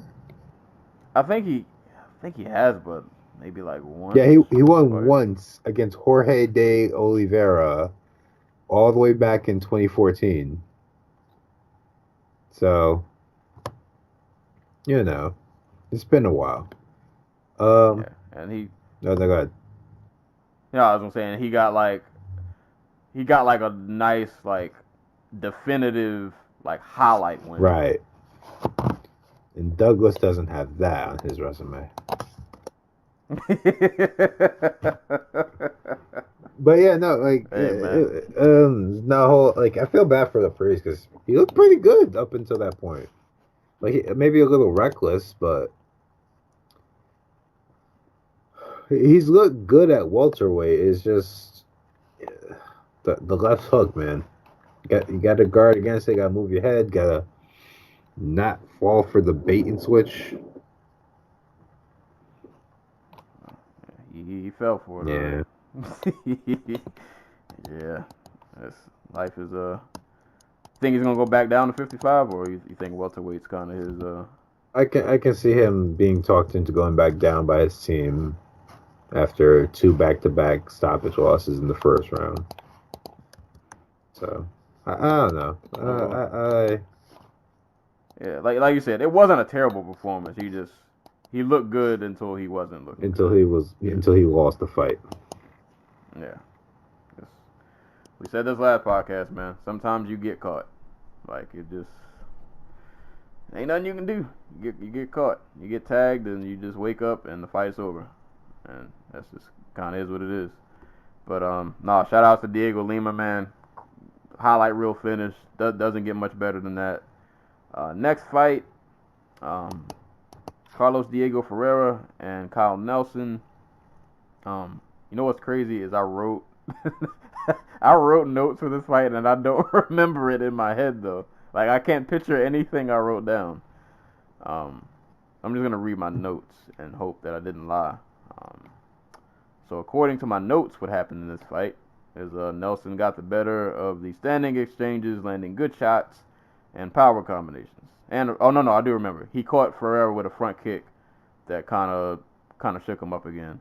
It kind of shook him up a bit. And then Ferreira, I think, ended up getting a takedown, and then he ended on top. He landed with a ground and pound. And then second round, Ferreira was like, "Oh, if I take you down, you can't win." So he took him down. Advanced till he got mount. Nelson gave up his back, ate some ground and pound, and he did not respond from the ground and pound. Didn't really like move anywhere. Wasn't really, intelligently defending himself. And Ferreira got a second round TKO. Yep. Basically. Just like Nelson went out there and did his thing in the first round. Like, hurt Ferreira a little bit, but just couldn't hold it. Like he gassed hella quick too. Like they were talking up like he got this big win like a couple weeks ago, and, like he was still in shape, and then he gassed after like 3 minutes of fighting. So that was funny. Life happens. Right, and apparently he has a following up there. He was in. They were talking about how he was getting like newspaper articles written about him and everything. So either he's well connected or he has a fan base. But no, props for Ferreira picking up another win. Is he on like a run right now? Because it feels like everybody at lightweight's on a run right now. They're on a run and oh yeah, he's a lightweight. Jesus Christ. Yeah. Yeah, he's got 3 straight. He beat Aubin Mercier, Jared Gordon, and now Kyle Nelson. His only losses are to Dustin Poirier and Beneil Dariush, which, like, no shame there. That's crazy. Just going on a run at lightweight is scary. Because it's like you go on a run and it's like eventually I gotta fight a guy in the top 20 who's still a killer. I mean, eventually I have to fight that freaking Tony Ferguson. Yeah. Or Khabib Nurmagomedov. That's your reward for all your hard work. That is not a phone call. God bless everybody at 155, man. A lot of those phone calls, I'm hanging up. I'm hanging up. But nah, good on Ferreira, man. Good performance from him. The last fight of the evening, going back to 205, Devin Clark, Alexander Rakic. Devin Clark, man, the number one. I'm winning the fight till I'm not fighter at 205. Man, I watched him in LFA, man. I've been rooting for him. I root for all the LFA guys. And it just it never works out. He is built like a linebacker. A short one, but yes. Yeah. Or actually no, I'd say like a running back. Like he'd be a really sturdy running back. But nah, man, like Clark came out aggressive, like he came out immediately, threw a right hand and went transitioned that into a takedown. He leaped, he caught Rakic with a leap and left, he dropped him. He proceeded to land 99 knees, but 98 of them were illegal. Yeah. But, hey, the ref didn't call him, so it is what it is. But, yeah, that was the thing that happened. Rakic was kind of working from distance, got off some leg kicks. He tried to. I guess this is kind of what happened. The finishing sequence was kind of wild. So like Rakic was getting off leg kicks, and Clark tried to counter one of the leg kicks with a right hand, and he kind of like bull rushed kind of. in the process of him bull rushing, trying to get off this right hand, Rochix catch him with this just straight up back fist. Like, it was so disrespectful. Like, and this wasn't something like you could tell Rockets like did not plan this. This was clearly just a please like Devin Clark get the fuck off me move. Right. like I see you trying to rush in. No, can you stop? And he threw a back fist, slapped poor Devin Clark. He tumbles like against the cage. Like that back fist must have landed really hard because he took a nice tumble, fell against the cage. Rochix catch him with a bunch of ground and pound, and we got a round 1 TKO on our hands. And just like you replay the fight, and it's like, man, Clark, like you had it. Right, like it was it's there. always right there though. Yeah, it was there. It was there against Alex Nicholson. It was there against Jan Blachowicz. It was there here, and then it was gone. Because that's how Devin Clark fights. Like he's the guy who has to bat 1,000 to win, or else he's not winning. Oh my god. Is he alternating wins and losses, or is this a 2-fight? He won his previous fight, I believe. So Okay. he's now alternating. Let's see. He's loss, win, loss, win, win, loss. So he's 3 for 3 in the UFC. 3 and 3 in the UFC, I should say. It sucks. You know what? At 205, I'll take it. I guess. Any other division, I'm probably not so thrilled, but I don't know. 205, man, yeah, whatever. You're always one punch away from winning or losing. One of them's Jan Blachowicz. What are you going to do? Yeah. Bulldog choking him on the fence. But yeah, man. I like Devin Clark, but Lord, just sometimes life just isn't. It's not kind. It's not kind at all. But it's hard, man. Yeah. This is cold world, no snuggie out here. But that was UFC 231. And I mean, from top to bottom, it's kind of crazy. Looking at this card, I didn't realize all of the Fox Sports 1 prelims were all decisions. But this card, for me, didn't feel like it was, like, super long. I think it all evened out because, like, the Fight Pass prelims had a lot of finishes minus the Katona fight. And then the prelims and the Fox Sports were all decisions. But then the main card got back to finishes again. Or you had the one split decision. But, like, these were all, even the fights that went to decision, like, these were all entertaining fights. So this card probably was long, but it didn't feel long to me. Like, it didn't feel like a task when I had to, like, rewatch this. I actually enjoyed rewatching this card. It was really fun. So, no, man, UFC 231, like, we're getting close to the end of the year. We only got one more pay-per-view. So this is one of the stronger cards as of recent. I think this is one of the good ones that they'll be closing out on. And then we got, Jones and Gus coming up. I forgot, what's the card we got coming up Saturday? We got on Saturday. We have 3 cards this weekend. Oh, Lord. 4 technically, because we got the Canelo Fielding fight. But we also have over in Bellator lands, we have Bellator 212 and 213. 212 will feature a title fight between sometimes fictitious Bellator lightweight champion Brett Primus and Michael Chandler, a rematch of their really odd fight. Bellator 213 will be happening the next day. It'll feature Ilumale McFarland headlining a card in Hawaii versus Valerie Letourneau. And in the co-main event, you'll have Leo Machida making his Bellator debut fighting former middleweight champion Rafael Carvalho. And over in the UFC, we have the UFC's final Fox card. It will feature Kevin Lee and Al Iaquinta having a rematch of their...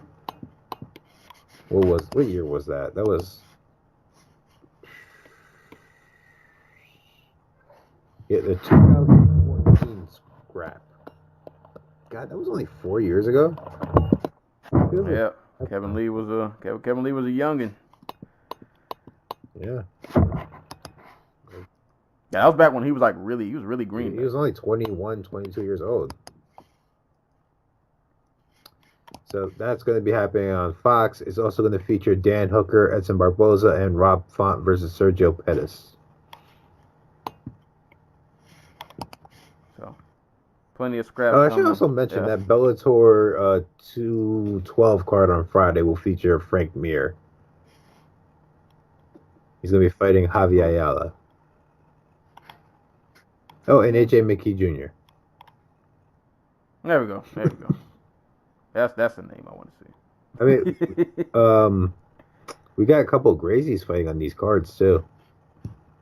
We got Robson and what was it, Neiman?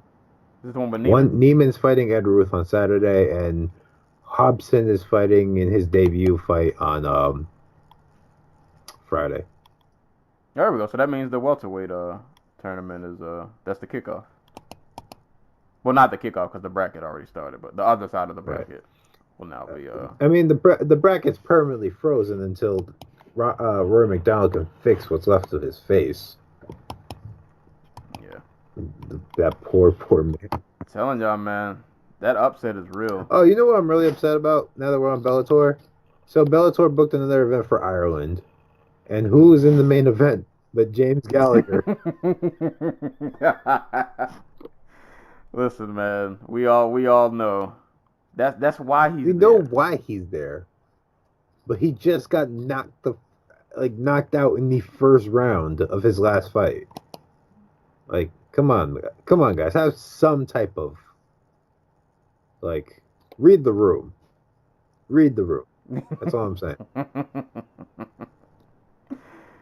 Hey man, they're milking the cash cow. Well, you not call him a cash cow. But, W. Kaiser does look like a Nazi. He's American. He's from Louisiana. Or, no, he's from Kansas. Why the hell did I say Louisiana? He's from Leavenworth, Kansas. Oh, man.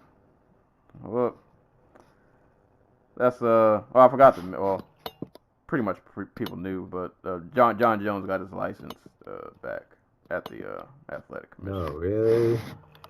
You mean Nevada isn't going to cut off their own fucking foot by not letting John Jones fight on the biggest pay-per-view weekend of the year? Really? Yeah. that's the thing. But nah, man. Like, we're coming up to the end of the year, so we got, we still got plenty more cards to cover, but we're getting close to the end. So we have the week off after this next week. Yeah, Christmas. And then we got Christmas, and then we got Jones and Gus's the 20. Yeah, Ryzen the day after that. So I don't know what we're going to do for that. If we're going to wait, if we're going to just do two separate ones. Yeah, because we're going to do our 2017, we'll have a Dojo Talk podcast award show. And we have a special guest. That'll probably we'll have a guest on. And that'll be in 2019. That'll actually be that week. As of now, that's supposed to be the week we have that break, I think, after Christmas. That next week should be empty. I think. Wait. So, the week after Christmas? Oh, yeah, we have two. Is it the week after? Off after that. 2 or 3. Yeah. Yeah. So, all right. Yeah, so cool. So, we'll have time to cover the Ryzen. And, so those will probably be separate episodes. So, Ryzen and that last bunch of cards will probably be its own thing. And then we'll have the Dojo Talk podcast award show in one of those weeks. We'll have a special guest on. And it'll be a fun time. So, we'll close out the year strong, and MMA's not going to give us a break, so we'll pretty much be right back. I mean, the first card, like I said, I'm not doing that first card of the year for the UFC. I'll be there. You can talk about it. Yeah, I'll be there. I'm not even watching it out of I'm not even calling it pro. This is just sick, so I'm not watching it. Yeah, it's. I'll bite the bullet on that one. I'll figure out something. But yeah, year's coming to an end, but violence never stops, so we'll be there. But it's been a pretty long podcast. This was the one podcast where the news actually overshadowed the card. Like, we actually got through the card pretty fast, but the news was so much. Yeah. People stopped doing stupid stuff. Wouldn't have to spend so much time talking about it. Stop getting deals on TNT and Yeah. all other crazy I stuff. don't even know what the hell TNT has besides basketball. Right. But that was UFC 231. Pretty awesome card. So go give that a look. So as always, close the show with parting shots and shout outs. So I have a couple of shout outs to get off. Shout outs to One Championship.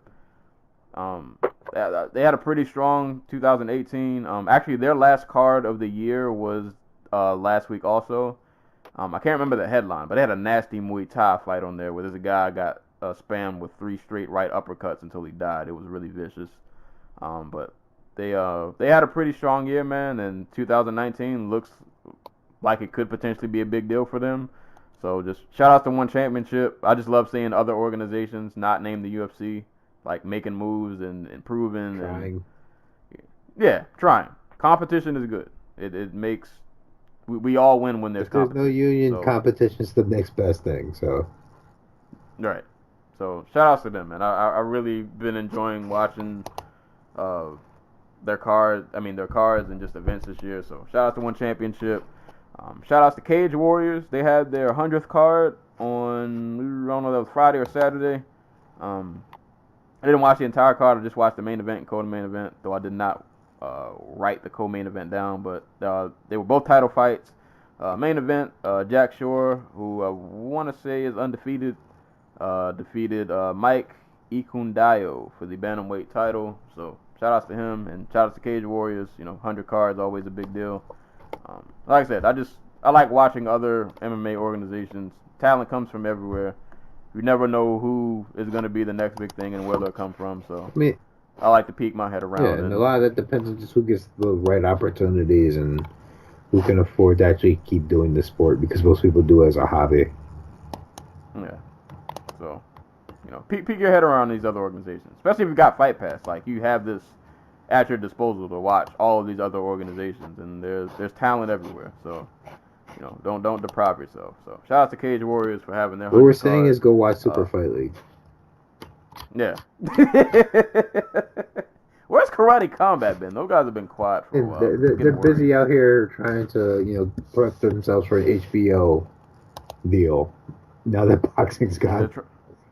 They're trying to find the next pit and Porsche that they can park in the demo. They're trying to find a port where they can get a boat through.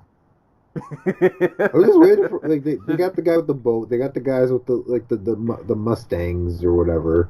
Like, next we need a guy with a helicopter, and then you just need a dude landing a plane and walking. Oh, we gotta get. Have they been on a yacht? They got the guy in the boat. No, but we need like a super yacht. A submarine. There we go. Shout out to Karate Combat. And shout out to HBO, like I said, once again, man. End of an era.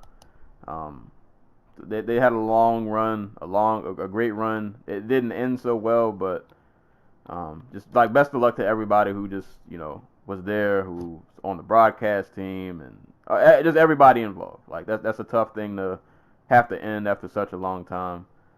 So shout outs to them, and shout outs to Tecknickal Foul. Like I said, be partnering up with those guys to do these UFC pay-per-view articles. So appreciate the opportunity, and like I said, go give them a listen if you fan of the NBA, NFL, baseball, wrestling. Give them a look. And I won't expand on my shot, but parting shot to the Washington Redskins for signing Mark Sanchez. I'm a Cowboys fan, so I hate the Redskins, but I wouldn't wish Mark Sanchez on anybody. Like, nobody should have to go through that. My brother was telling me about that. Like, the two guys who were playing ahead of him got hurt. They both broke their legs. Both Alex Smith broke his fibula and Colt McCoy broke his fibula. Is it like a Tanya Harding situation where like Mark Sanchez's like girl just like kneecapped them in the while they were coming off the practice field.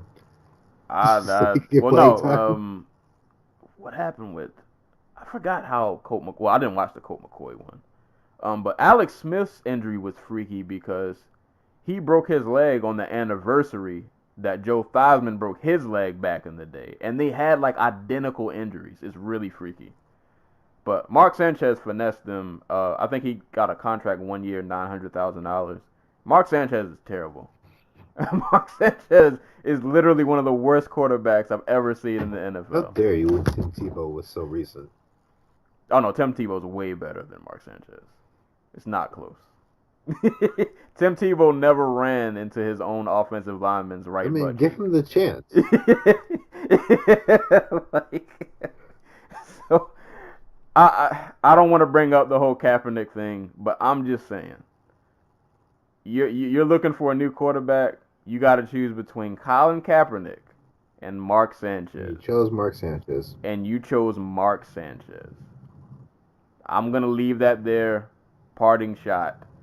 Empty the clip. You guys are terrible, and you know why. I don't need to explain. You don't deserve the football. You don't. I don't know where I was going with that. I know shit it about was football. Right. They don't deserve the football. They should have took the ball away at halftime, and everybody should have went home. Everybody should have retired like that one guy. Right. Like everybody should have you know what? I'm out of here. I can't do this anymore. Brain damage is worth this. Yeah, just go home. But that's my parting shot. Oh, and shout out to Joey and Stokes who both couldn't make it. Oh yeah, we didn't mention Stokes. He lost 500. Shout out to Stokes who lost. He lost $500 betting on Brian Ortega. I don't really know how to follow that up. This is why you don't gamble.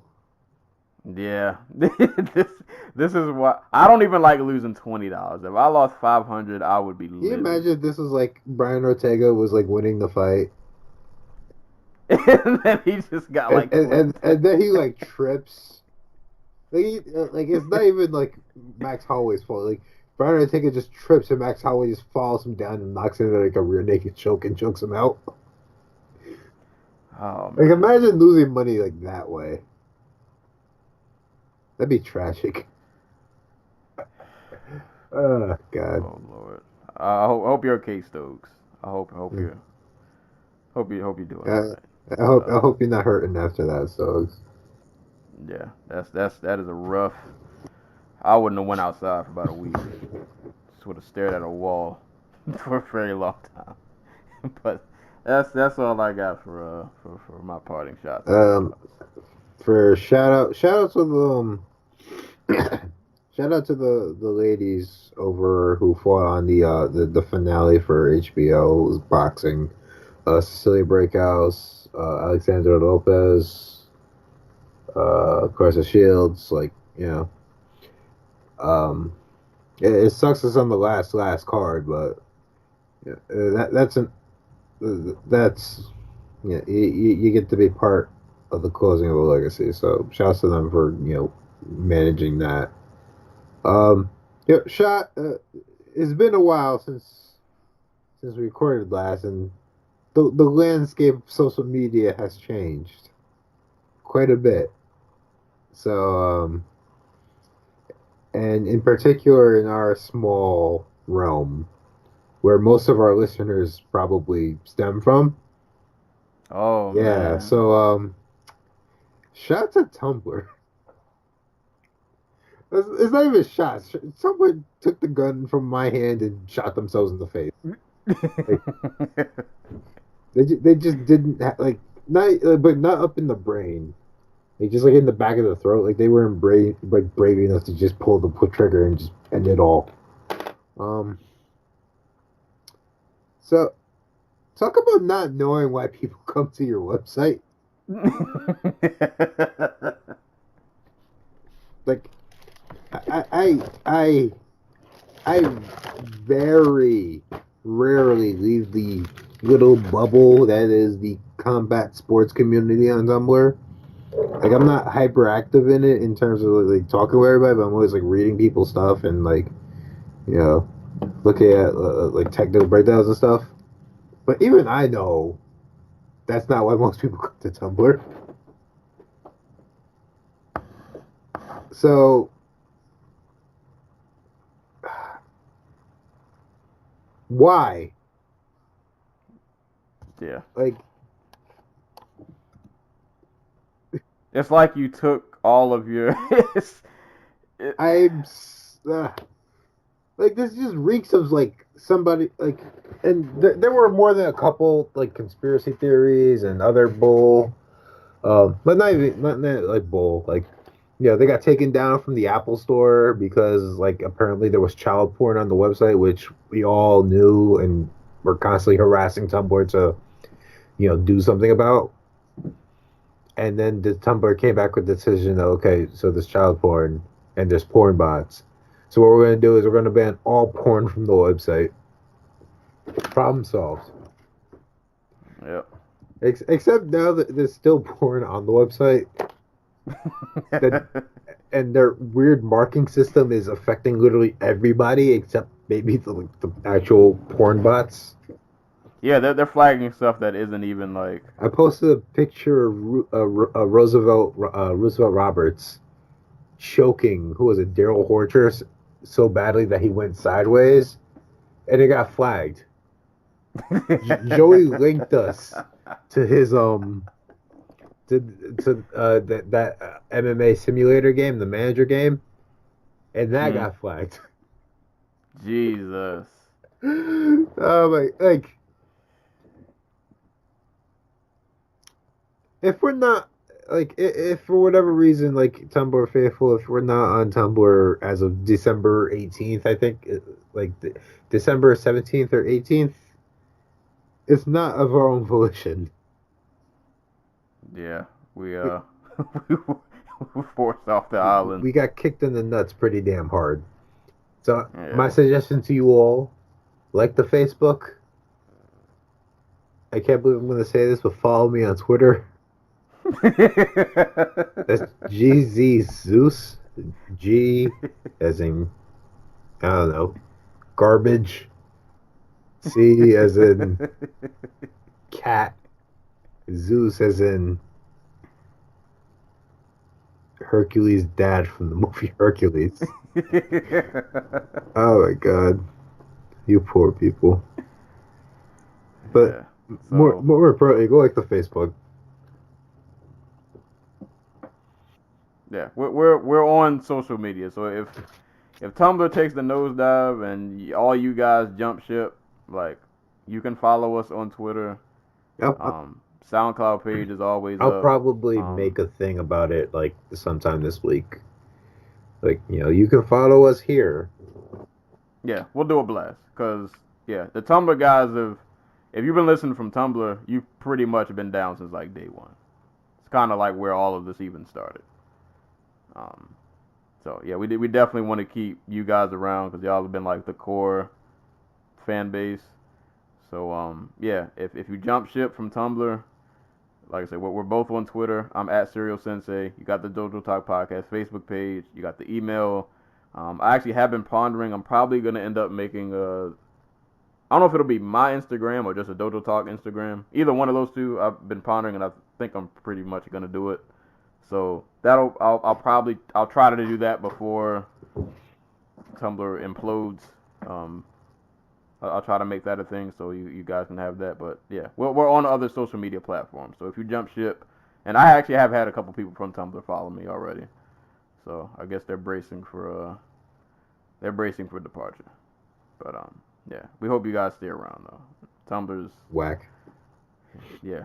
They literally took all of their fan base and just threw them overboard, and they don't know what they're doing, but that's pretty much I want to give the people who actually work at Tumblr like the actual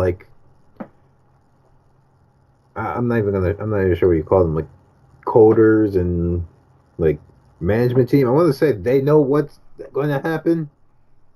The actual staff knows what's going to happen. But like, it's upper management, Verizon, like whoever's like, is just like, no, you have to do this because, like, And there are a couple reasons I see floating around besides like the whole we're going to get rid like the Apple Store thing. I saw like a whole thing about like the law and like a whole thing about like a recent law that passed that like is really affecting all these tech companies and these social media companies. Um, Point being, nobody knows how to run a social media site. I don't know where I'm going after this. Like, yeah, I can catch me on, like I said, you can catch me at GC Zeus on Twitter. Um, but I don't know, maybe a WordPress or Blogspot or whatever the hell it's called. Yeah, there'll be ways to reach out to us. We're out here. I don't know. I don't write enough to warrant a actual blog with words. Yeah. We'll make sure you guys keep in contact, and we're in enough places that you can find us. We're not hard to find. All right. The doors of the dojo are always open. They're always there. That's why the mats are so grimy. Food on the floor. Occasional persons just sleeping on the floor. We just let them stay there. We don't say anything. Like, what are we going to say? He's like half our audience. Right. But thank you guys for listening, man. It's been another episode of the Dojo Talk Podcast. Subscribe to all social medias. Send questions in, all that good stuff. But man, we appreciate you guys for listening. And as always, anytime people are being punched and or kicked in the face, we will be there to talk about it. And until next time, we will catch you guys later.